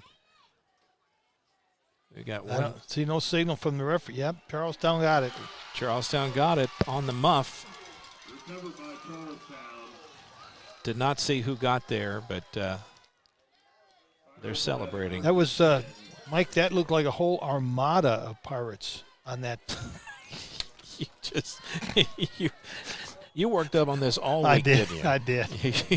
I did. He's got a little cheat sheet here. Coach Hawkins, get serious for a minute. Coach Hawkins has got to be very, very pleased with the way his team came out in the second half because they've come out to take care of business. And like I say, I bet you Coach got on them at halftime. And hey, you can't get complacent. You just got to get after it. And they've done exactly what they need to do. 1st and 10, ball at the 36-yard line, and a timeout called by Charlestown. Little miscommunication on the sidelines there. They take a break. Probably a good time for us to take one as well. We'll be right back right after this. Stay with us. A proud supporter of the Providence Pioneers and Southern Indiana High School athletics, Mack Construction is a second-generation company that provides quality workmanship in heavy civil construction, asphalt, and streetscape while maintaining focus on worksite safety and productivity. Put Mack Construction's nearly 40 years of award-winning service to work for your project. For more information, visit mackconstruction.com. Mack Construction. Experience. Reputation. Solutions. You're watching Southern Indiana High School football from Glycod.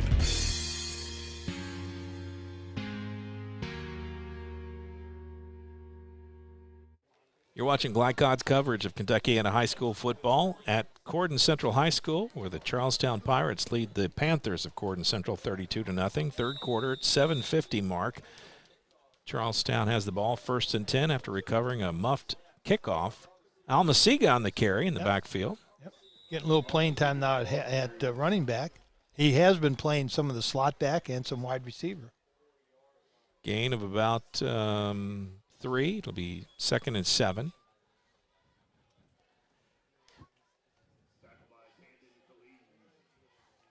First time out of the night was taken by Charlestown, and simply because I think they were having some problems communicating there. Snap is there. High handoff to Almasiga. He'll get across the 30, down to about the 28-yard line. It'll be 3rd and short. See where they spot this one. But, you know, Coach Hawkins, as you were saying, probably got on them at halftime. We both know he's a rather intense coach. Yes. And he's passionate about the game and passionate about making sure his kids are always passionate about the game. Yeah, very in the game. Now, it's something I've just noticed. 3rd and 2. Snap. Almasiga doesn't need much room, and he found some. I think he got the first down. Keonta Goodwin is not in the game now, and it's not easy to miss him. Yeah. Sexton is still in there, the big guard, 66. And I don't see. I'm trying to see him on the sideline. He should be Normally easy to spot on yeah. the sideline. Yeah. I hope he's not injured. I didn't see anything that would even indicate that he would be injured, but 1st and 10. Ball at the 26-yard line. Fake handoff, quick pass to Morris, beats the defender, and he's across the goal line. 26-yard touchdown pass to Morris. 6:05 on the clock.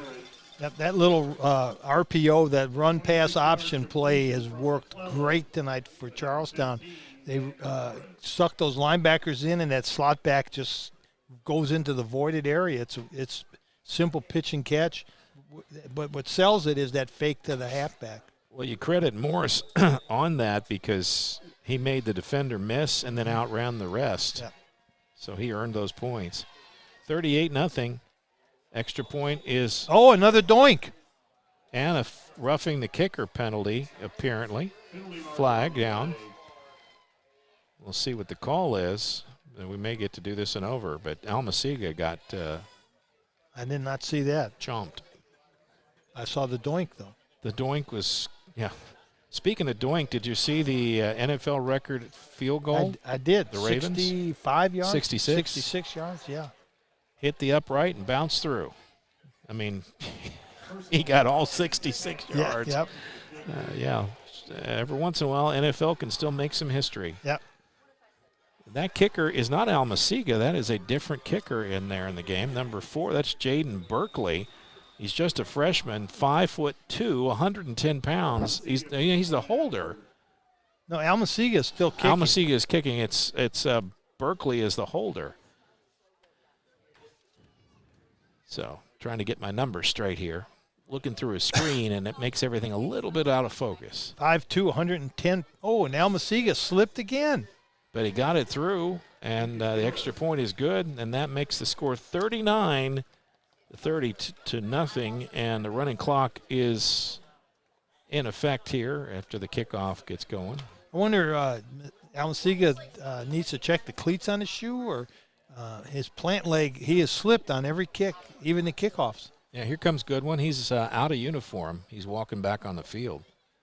His pants are off, but shoulder pads and shirt are off. So Something must have him. Must have got dinged up a little bit. He doesn't look like he's not walking like he's injured, so it may just be a protective thing with a big lead. No reason to put him at risk.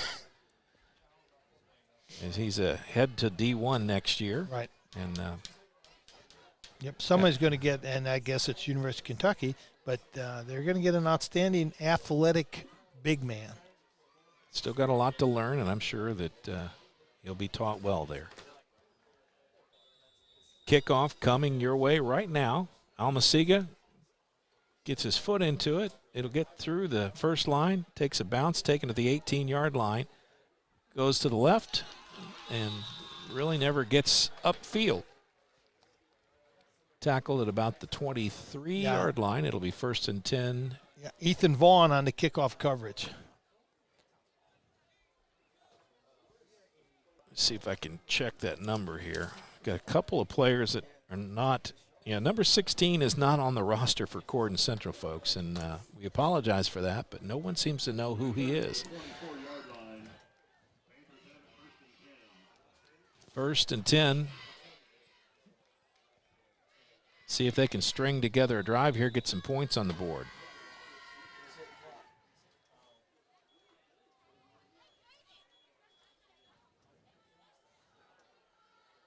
Adams in the shotgun.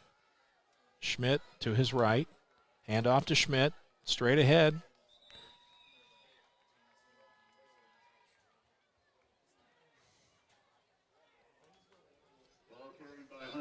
Picked up a couple. It'll be 2nd and 8. Just not a lot of movement up there that time, and nowhere to go. A lot of second-team defenders in there now.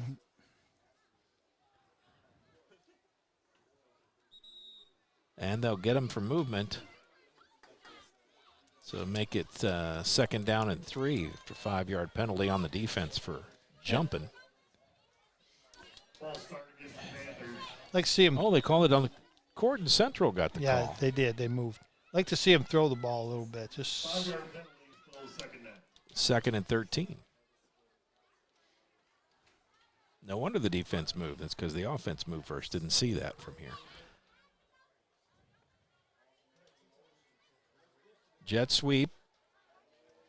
Ooh. And this jet sweep never got off the ground. Really nice tackle. Let me catch that number because that young man made a great play. Number 6. Tate Adams. Tate Adams, 5'10", 165-pound junior. Come up out of the secondary, made a really nice play, and Dennis really is subbing a lot of new players in the game. Makes it a little tougher on us because we're having to call numbers that we didn't prep for, but it's all part of the experience, and these kids are getting some valuable playing time. 3:01 as the clock continues to run here. Trips to the near side. And the whistle blows. What is that for? I don't know. Timeout. Timeout, Charlestown. Charlestown burns their 2nd timeout here. So will they take a quick break? I guess we'll take one as well. We'll be back in about 60 seconds. Stay with us. Nobody wants to be told that they have cancer. When you find out that you have cancer, you want to make sure and try to get it treated as quickly as possible. That's what Priority Radiology did for me. The time they saved me from fretting about it is something I can't repay. They got me my results within 3 hours. It's unheard of to get that kind of results that quick. I can't hardly tell you how important that was for my mental state. It really helped me get through that day. You're watching Southern Indiana High School football from Glycod.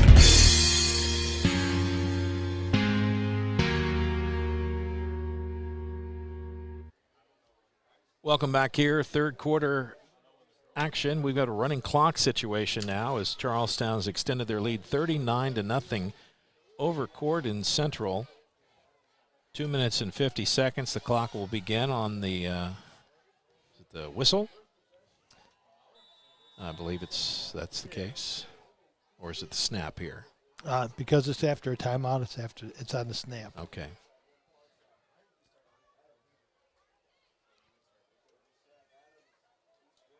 Nolan Adams just got no protection that time. Yep. And he's tackled for another loss. That'll bring up 4th and forever.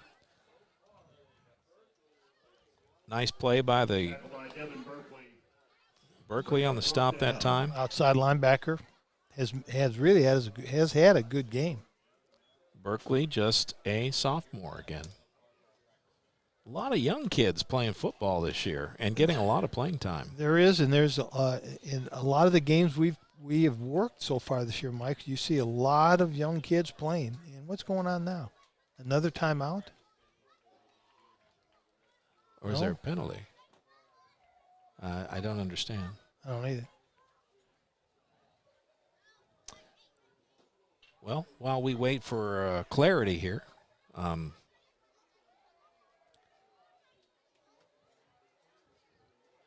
personal foul against Charlestown. Probably some comments made. No, I don't think any comments. I think it was maybe a face mask or a 15-yard penalty. What does that result in? Is that enough for a first down? I don't believe it is. It's 4th and 7.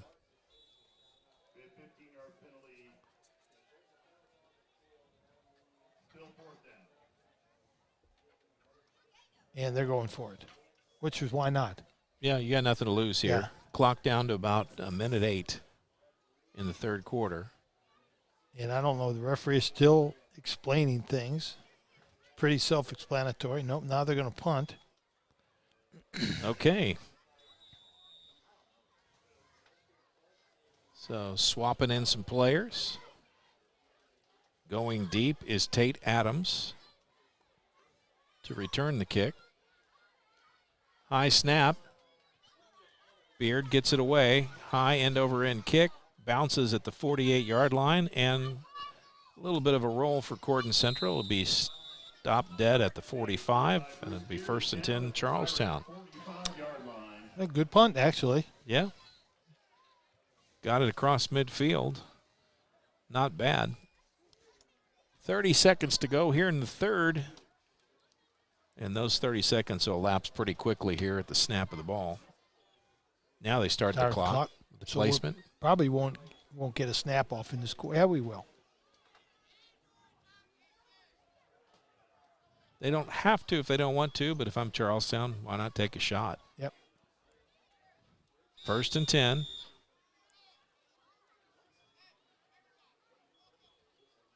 No, they're not going to get a play. They're not going to run it. No. That's going to be the end of the third quarter, where it is 39-0 Charlestown over Corydon Central. We'll take a break and be back with the fourth quarter right after this. You're watching Glycod's coverage of Kentuckiana high school football.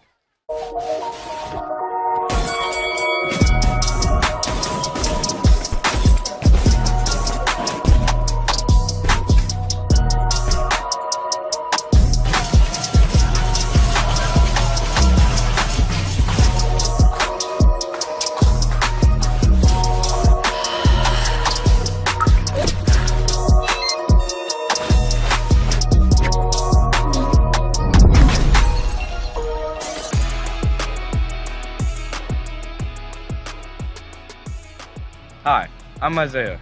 And I'm Grant. I'm vape-free because I've witnessed and experienced firsthand how tobacco can affect teens who want to escape from school, work, or other social activities. When it comes to curbing teenage use of tobacco and e-cigarettes, actions speak.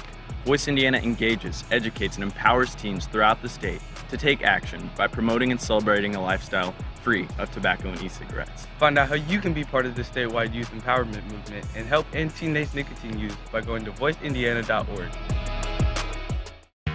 You're watching Southern Indiana High School football from Glycod.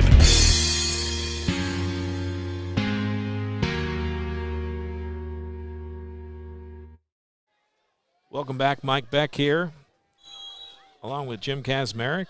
Fourth quarter underway, and a carry that time by... Yeah, we have a new quarterback in for Charlestown, number 12, and that would be... Ethan French. Ethan French, 6'2", 175-pound, 10th grader, quarterback tight end. So let's see how Ethan does.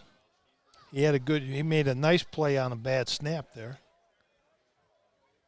3-yard gain. It'll be 2nd down and 7. French back in the shotgun.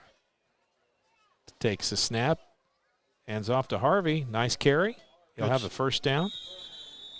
Cross midfield down to the 45-yard line of Corydon Central. 1st and 10. Yeah, good spin move by Harvey. Or they say he's just short, so it'll be 3rd and inches.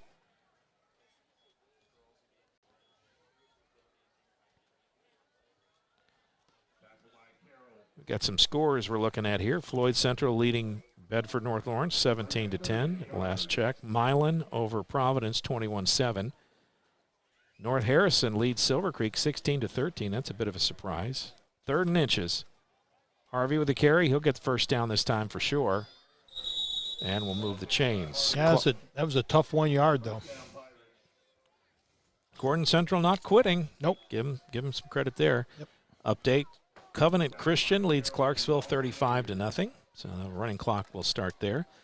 Good one at New Albany tonight. The Bulldogs play Jeffersonville, and they're leading 20-13 in the oldest rivalry in the state. And then Southside Homeschool leading Rock Creek 22-0 tonight. Yep. Good Direct block. snack to French. He'll cross the 40-yard line before he stopped, got down to the 38. Owen Shireman comes up and makes the stop. Shireman. Excuse me.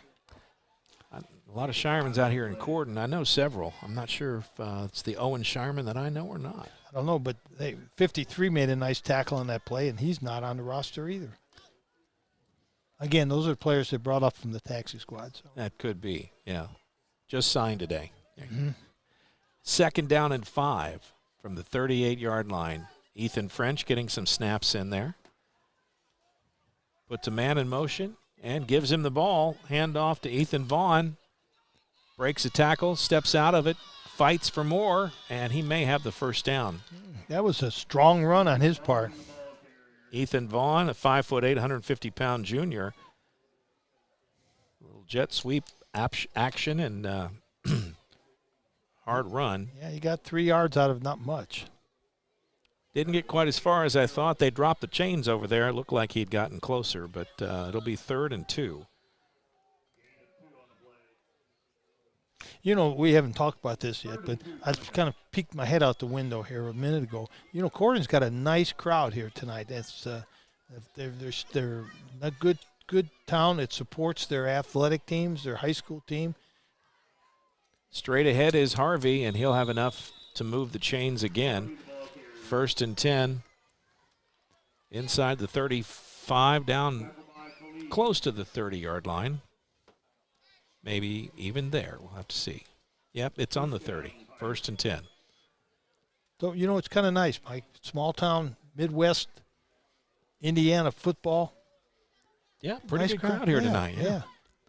Well, after the year that, and we've talked about this ad nauseum over the last 18 months, but after being locked up last year and all kinds of oddities, I think people, for the most part, are ready to get on with things. Yep. 1st and 10.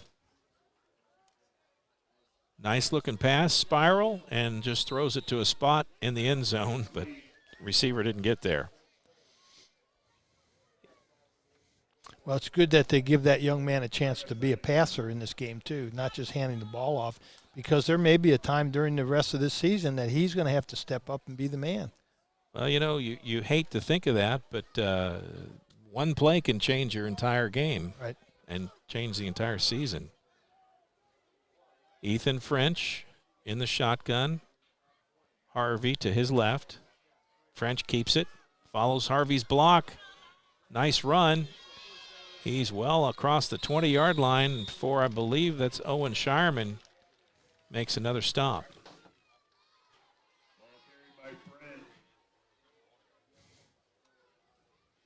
First and 10. There are several Panthers out there with numbers that are not on the roster right now. I'm looking at number 9 here playing cornerback. Could be a number of JV players that had to come up to varsity because so many injuries they've had. 1st and 10, handoff to Harvey. Little delay step there. Just weaves his way up the middle. Nice gain again. Almost enough to move the chains, is it? And it is. It is. First and goal. Nice run by Harvey. Yep, you got the whole new group coming in. Ball down about the 7-yard line.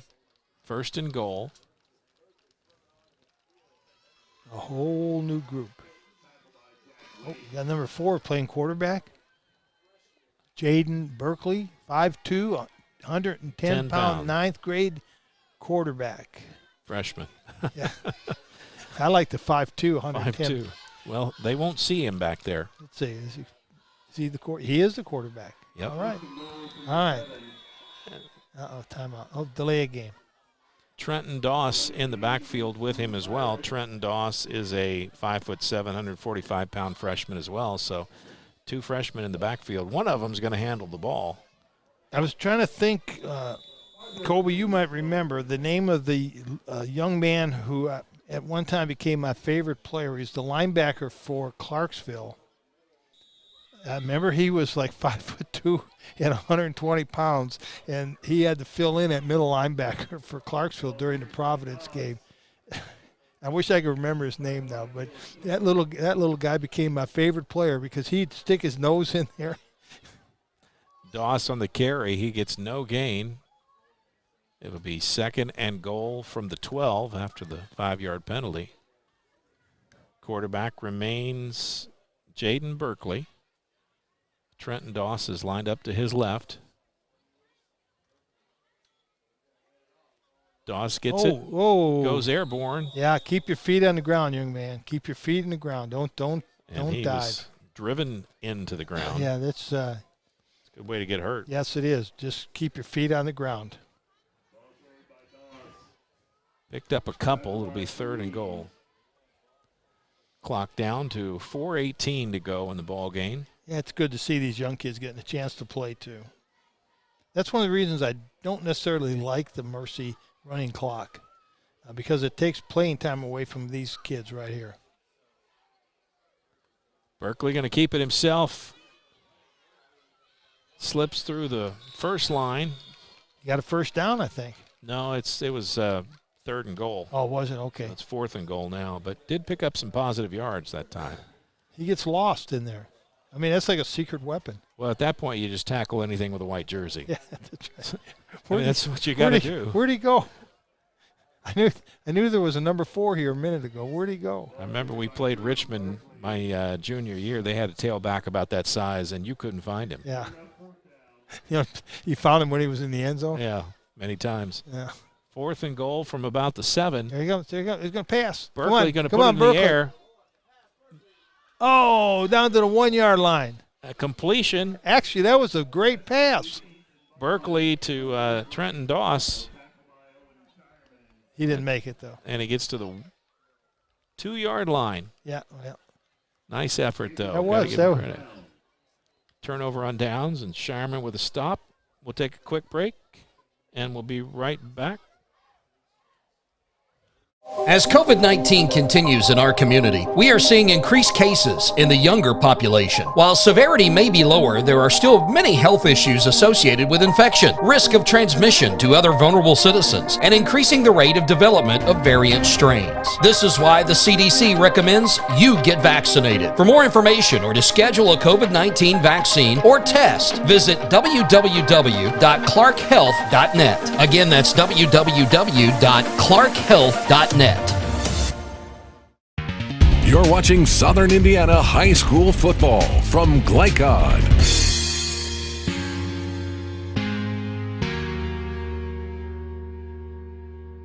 And welcome back here, Mike Beck, Jim Kazmarek, and tip of the hat to Colby Martin, our producer tonight. He's doing a fabulous job. These running clock games with a lot of substitutions and things, it's sometimes hard to get all our communications straight up here in the booth, but it is first and 10 rather for Corydon Central.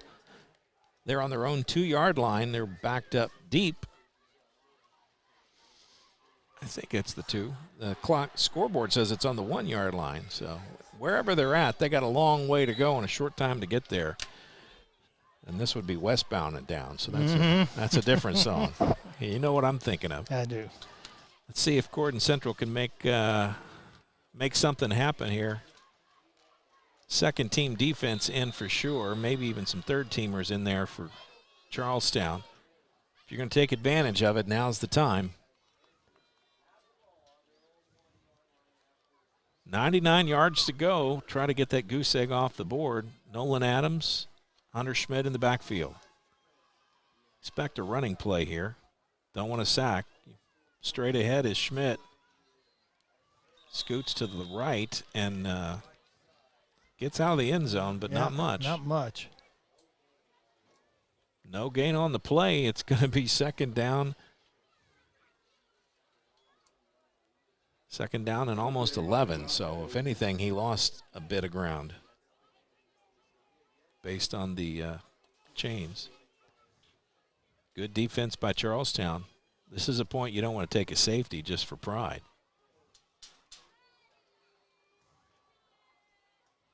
Adams using up some of that clock.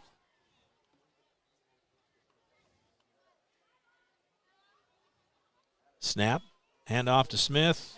Oh, not this time. Oh, he fumbled, and actually he was intercepted. That counts as an interception. Oh.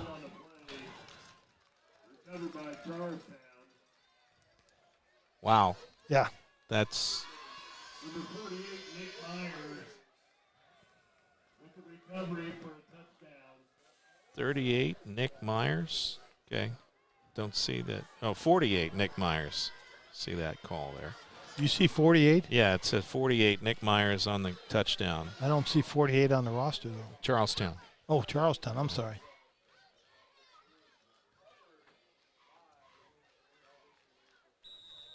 So do they rule that a no-yard touchdown or a 1-yard touchdown? Interception.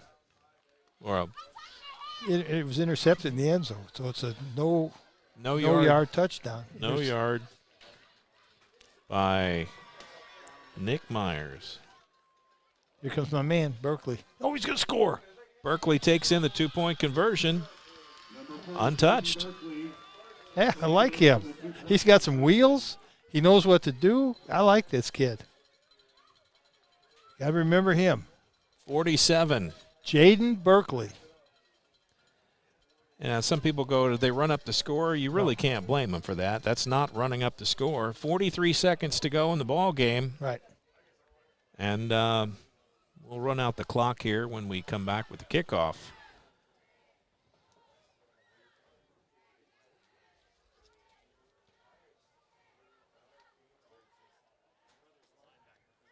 Okay, got it. Oh, yeah, right here. Devin. Gotcha. Well, what we were talking about was that Jaden Berkeley, his older brother, is Devin Berkeley, the linebacker. Yeah, makes sense. Mm-hmm. Number 31. Devin's just a sophomore, so there's only a year difference between the two of them. Thank God for Colby Martin. He was one who clued us in on that. That's why he's the producer, and we're just the talent. It's always the more talented people doing what he does. And when you look at me and say talent, please keep a grin on your face. Well, I was smiling. I had my fingers crossed. Kick taken at the 20-yard line. Take it upfield. Come on. Gets to the edge. Good. Put your shoulder down. Good job. Carried the ball in the outside arm. Put his shoulder down. Make contact. Nice return. Beard with the return. Out across the 40. And a nice hard run for him. Clock is down to 25 seconds. They'll have time maybe for one play. At this point, you just throw it down. Oh, they say he was out of bounds at the 39, but either way,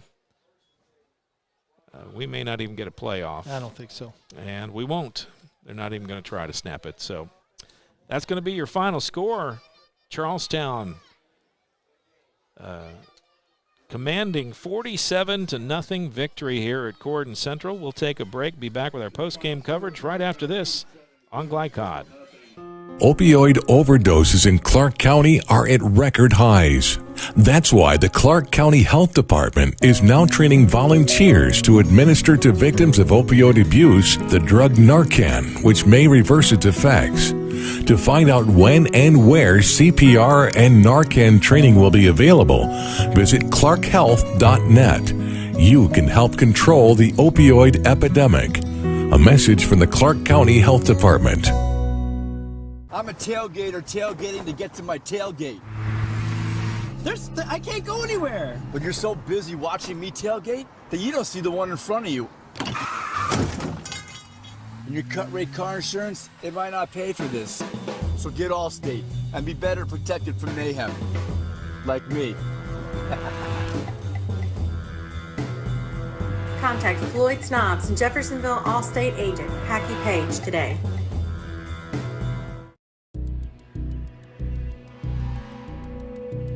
In one fell swoop, one innocent city will be left with one burning question. Where's Cobra Kai? What? No. When you need to be there, you need an Interstate, the car battery auto techs prefer. Come by Interstate Batteries, 1510 Production Road, Jeffersonville.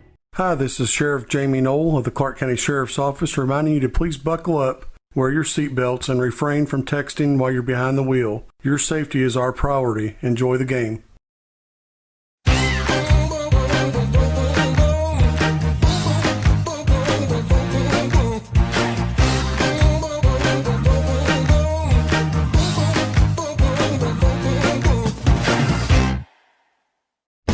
Tonight's post-game recap is brought to you by Interstate Batteries. Find a wide selection of batteries for all types of vehicles at their locally owned Jeffersonville location, 1510 Production Road.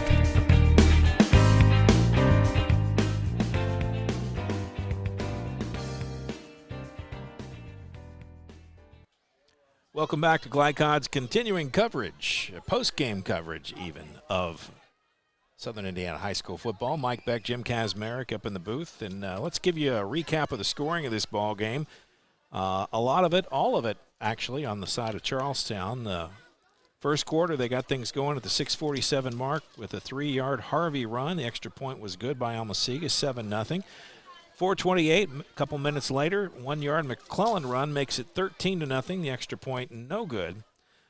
In the second quarter, they added some more. Another touchdown, this time a 2-yard run by Aiden McIntosh at the 5:05 mark. Extra point, a 2-point conversion failed, 19-0. And then at the 2:12 mark, closing in on the end of the first half, 11-yard pass from McClellan to Ottersbach, 25-0, as the extra point was off once again. In the second half, Charlestown continued their scoring. 20-yard touchdown run by the quarterback McClellan at the 8:05 mark. Extra point, this time good, 32-0. And then at the 6:05 mark of the third quarter, another touchdown, this time a 26-yard pass, McClellan to Morris. And Morris made a nice move to get in the end zone. Extra point good as well, 39-0. And then in the fourth quarter, a 0-yard fumble recovery. Yep, 0-yard fumble recovery in the end zone by Nick Myers, and then the extra point, 2-point conversion run by quarterback Berkeley, and that would be Jaden Berkeley, made it 47-0. That is your final score, and now it is time for the drive of the game. Jim, you've got that. Well, and actually the drive of the game was the first drive because it set the tone. This Corydon was still fresh. Charlestown needed to make a statement, and the first drive of the game did that for them. That showed Coach Hawkins that they weren't going to overlook Corydon. So to me, that 70-yard drive with the touchdown by Harvey was the drive of the game. So all those others. And let me add one other thing with the little young man, Jaden Harvey. Is what was he, 5'4", 110 pounds? Jaden Berkeley. 5'2", yeah, Jaden Berkeley, 5'2", 110 pounds. That just goes to show you, you don't have to be 300 pounds to be a good football player. You just have to have a 300-pound heart. Really, you can be 110 pounds and just have a big heart and just love football. Yeah. Well, that's what it's all about, especially at the high school level. Right.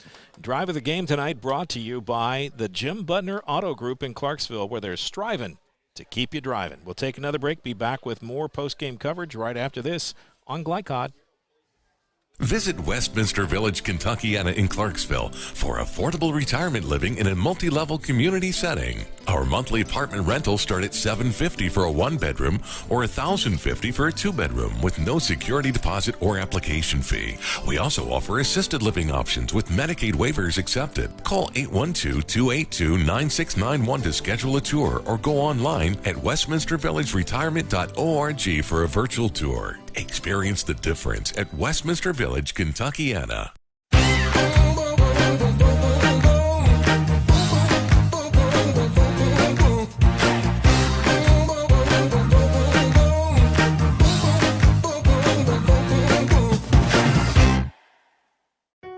Drug use in adolescence or early adulthood can have a serious impact on a teen's life.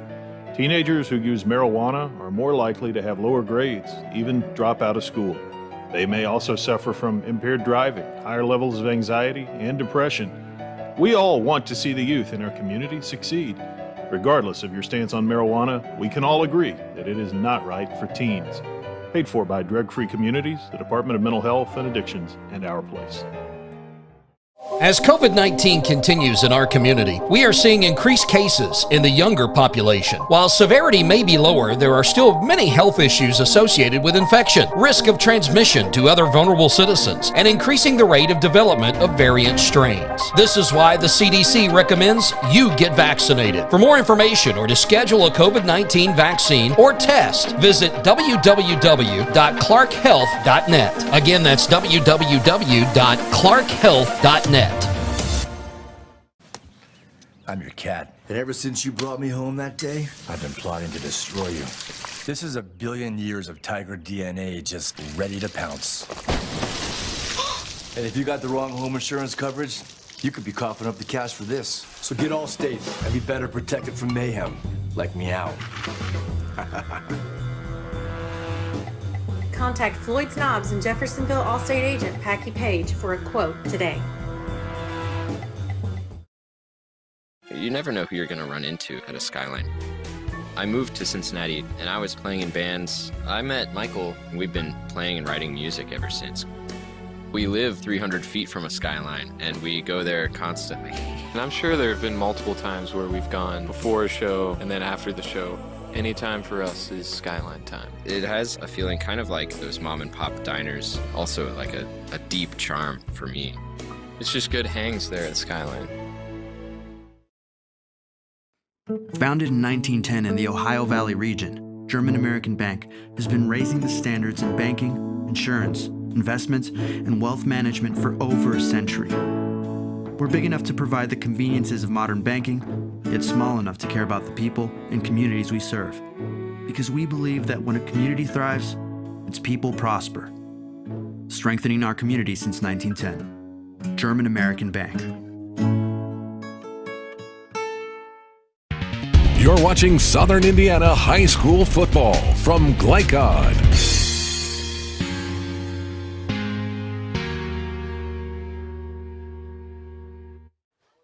Welcome back here, Mike Beck, Jim Kazmarek. Our post-game coverage continues, and time to talk a little bit about stats. We don't have a lot of stats. We don't have an actual statistician up here, so sometimes it's hard to get all those numbers. And sometimes the press box will provide it. Didn't happen tonight, but there are some stats we can talk about, and that's the number of young players, really on both teams, but especially on Charlestown, that are impact players. A number of sophomores. Well, and I just counted. I think they started 6 underclassmen on offense and 7 on defense, and they're not just. I mean, what you said. They're impact players. They're quarterbacks. They're running backs. They're outside linebackers. They're players that are very important. The wide receiver, Otter's back. So they've got a lot of really good players. Yeah. Right. And then on the other side of the ball, Corydon Central had a lot of seniors tonight. It just seemed like they were outmanned in the sense that I think there are probably some great players on the sideline tonight due to injuries. And when you're going both ways, Jim, it's really hard at the high school level to play 48 solid minutes of football and not get a break. Well, and not only that, but it's hard for a coach to put together a practice when you got players playing both ways. So one day it's an offensive practice, one day it's a defensive practice, but basically it's the same players practicing. When you're a larger school, we were fortunate. We could have offense and defensive practice every day. We'd have a defensive team down at one end of the field practicing, an offensive team at the other end of the field practicing. We had enough what we used to call just reinforcements who would be able to practice against us. Yeah, well, that's a look at tonight's final numbers, and that's brought to you tonight by German American Bank. They're strengthening communities since 1910. Appreciate their sponsorship as well as all our sponsors. We'll take one more break, be back with our outstanding players of the game, and a look ahead to next week. That all still to come on our post-game coverage. Founded in 1910 in the Ohio Valley region, German American Bank has been raising the standards in banking, insurance, investments, and wealth management for over a century. We're big enough to provide the conveniences of modern banking, yet small enough to care about the people and communities we serve. Because we believe that when a community thrives, its people prosper. Strengthening our community since 1910. German American Bank. You're busy, always on the go, and when your car needs repaired, you need it done right. At Call's Body Shop, you can make an estimate appointment to better serve you. Just call 812-949-5245 and schedule a time that fits your schedule. They're open Monday through Friday, 8 to 5, and are family-owned and operated. They've been serving Southern Indiana since 1954 at 2801 Mount Tabor Road in New Albany. It's your car, and you have a choice on your repair. Call's Body Shop. Can they fix it? Yes, they can. What makes a credit union different or better? As a full-service credit union for the communities we serve, Centra offers competitive rates, online convenience, and a solid network of branches and ATMs. But we think we offer something more. They looked at me as a person, not a number. I would say it's always been a good, personable experience, whether it's over the phone or actually at a Centra location. And we don't just listen to our members. We deliver new services, better rates, and lower fees. Visit Centra.org to learn more.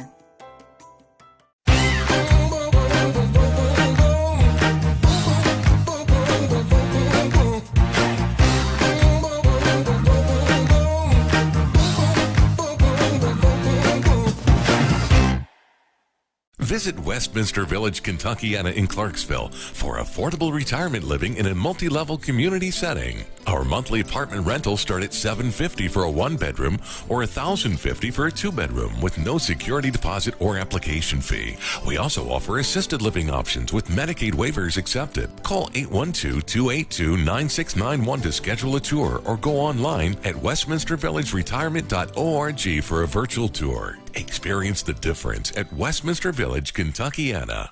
As COVID-19 continues in our community, we are seeing increased cases in the younger population. While severity may be lower, there are still many health issues associated with infection, risk of transmission to other vulnerable citizens, and increasing the rate of development of variant strains. This is why the CDC recommends you get vaccinated. For more information or to schedule a COVID-19 vaccine or test, visit www.clarkhealth.net. Again, that's www.clarkhealth.net. Skyline for me is like my second home. So I started off at drive-thru, and then the next thing I know, I was serving full-time. My favorite regulars are always the ones with the kids. We're just laughing, talking, catching up on whatever's going on in our lives. Sometimes when I'm working the drive-thru, I'll hear a specific voice, and I know exactly who it is. When they pull around, I'm so excited to see them, and they're just as happy to see me. Skyline is more than just a restaurant to me. It's a fun place to work, and it's a fun place to eat. You're watching Southern Indiana High School football from Glycod.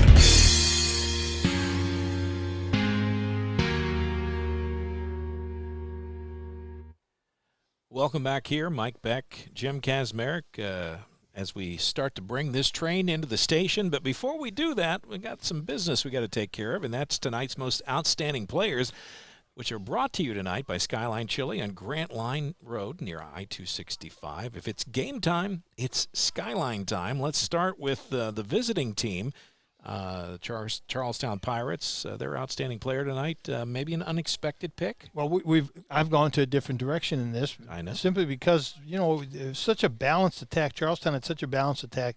McClellan did a good job running the offense. He had some of his receivers, Otter's back and Brenner, both made some nice plays. Harvey had a nice a couple of really nice runs, but it was very balanced and nobody really stood out. So I looked at it and it went in a different direction. And I went with number 31, Devin Berkeley, the outside linebacker, who made several key tackles tonight in tonight's game. So very seldom do we get a outstanding player from the defensive side. So Devin Berkeley is Charlestown's most valuable player tonight.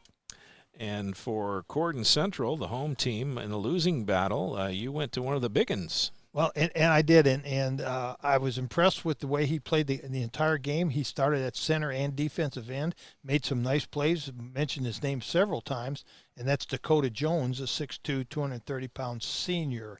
So he had an outstanding game and well-deserved to be their most valuable player. So tip of the hat to Devin Berkeley of Charlestown and Dakota Jones of Corydon Central, our outstanding players of the game tonight. We're going to go side by side right now for the remainder of our broadcast here, so you can get a little bit more action as we talk through the final bits and pieces here. And you're watching Floyd Central leading Bedford North Lawrence. I believe it's 24-13 with under 6 minutes to go in the ball game. So big win for Floyd Central tonight if they can hang on and knock off Bedford North Lawrence. That actually helps the Bulldogs in their Hoosier Hills Conference title hopes. Can we even, Jim, when was the last time the Bulldogs won the Hoosier Hills Conference 2003. title? It's been a while. 2003 was the year John Berger, we spoke about earlier, and John Berger and I came out to help Kevin Roth. Kevin Roth was the head coach. He took over the whole offense. Coach Berger and I and another one of our former coaches, Kevin Page, took over the defense. And we really, really had a lot of fun coaching that year. That was a lot of talent. A lot of talent, and we told Coach Roth to go ahead and take all the offensive players you want and give us whatever's left over, and we'll make a defense out of them. And we really did. We coached defense every day, 2 hours long, and we made those kids believe they were great defensive players. Okay, well, you're watching that on our side-by-side tonight. Let's put a bow on what we've seen here tonight. First off, Corydon Central in the losing effort. It looks lopsided on the score. It really wasn't even on the field, but a lot of heart on the field for Corydon. And that's what Coach Humphrey talked about before the game, is that's what he expected to see, and that's what he expects of his team. And it's been a rough year, and it's not going to probably get a lot better for him. But it like he said, it's not the scoreboard. Winning is your individual battle and how hard you play the game. And if you did that, and you can look in the mirror after the game, you can look at the man in the mirror and say, I played my hardest, then you won the game. You won that battle. That's a bittersweet win, but can be a win nonetheless. Right. And then final thoughts on Charlestown. They really looked good across the board. They did. They took care of business. They really did. We're very balanced. Impressed with McClellan's progress as a good passer. They got a nice passing attack. Harvey gives them another dimension as a running back. Their defense is sound and tough. I think if where they're at right now, if they would have played Silver Creek and Brownstown at this point of the season, I think those scores would be different. Yeah, that's very interesting. Coach Hawkins has top-loaded their schedule for years, and I guess there's a little bit of frustration because you think, man, if we could hit those teams now, we'd probably get the win. But I think he's thinking long-term, postseason, and I appreciate that. Yeah. Coach Hawkins, good, not good. He's a great head coach. He is. He's very impressive. And, his dad was an outstanding high school football coach, and Jason's taken over for him. Jason worked at New Albany for a little while, actually. He was assistant coach at New Albany. Yeah. Well, a lot of people around here get around, and that's good. But they stay in the area, and we like that. Well, Jim, any final word before we head out here? It's been fun working with you. It is always fun, Mike, and we had a good time and had a very interesting, entertaining game. Was hoping to see Jack Sparrow and Long John Silver play tonight. I knew you were going to get there. I knew you'd make it. I needed one more. You got it. Oh, wow. Well, Jim, as always, it's a pleasure to work with you. I appreciate the chance to come back and work with the Glycod team at least once this season, and who knows. But it's been fun. And so final score of this one, Charlestown 47, Corydon Central, 0. For the most in-depth coverage of Southern Indiana high school sports, visit glycod.com and join us next week for more high school football. I believe we're going to bring you Columbus East at Jeffersonville. That should be a very interesting game. Columbus East a little down. Jeffersonville, you never know what they're going to be doing. So that's what's on tap for next week. Tonight's on-site producer is Colby Martin. Fantastic job, Colby. Thank you. As always. Glycod executive producer is Steve Bird. For Jim Kazmarek, I'm Mike Beck saying so long. Once again, your final score, Charlestown 47, Corydon Central 0. You've been watching Southern Indiana High School football on Glycod. God bless you. Have a great weekend, and good night. From Glycod, this has been Jim Butner Auto's Southern Indiana High School football. Jim Butner Auto in Clarksville, striving to keep you driving. Tonight's game was also brought to you by Interstate Batteries, the car battery auto techs prefer. Allstate Insurance Agent Packy Page, he puts you in good hands. The Clark County Health Department, promoting a safe and healthy community. ClarkHealth.net. Community Action of Southern Indiana, helping people, changing lives. By Centra Credit Union, centered around you. Carter Family Dentistry in New Albany. Our Place. Priority Radiology. And by Clark County Sheriff Jamie Knoll. For schedule information about our upcoming broadcasts, visit our website, glicod.com, Facebook and Twitter @Glycod. We thank you for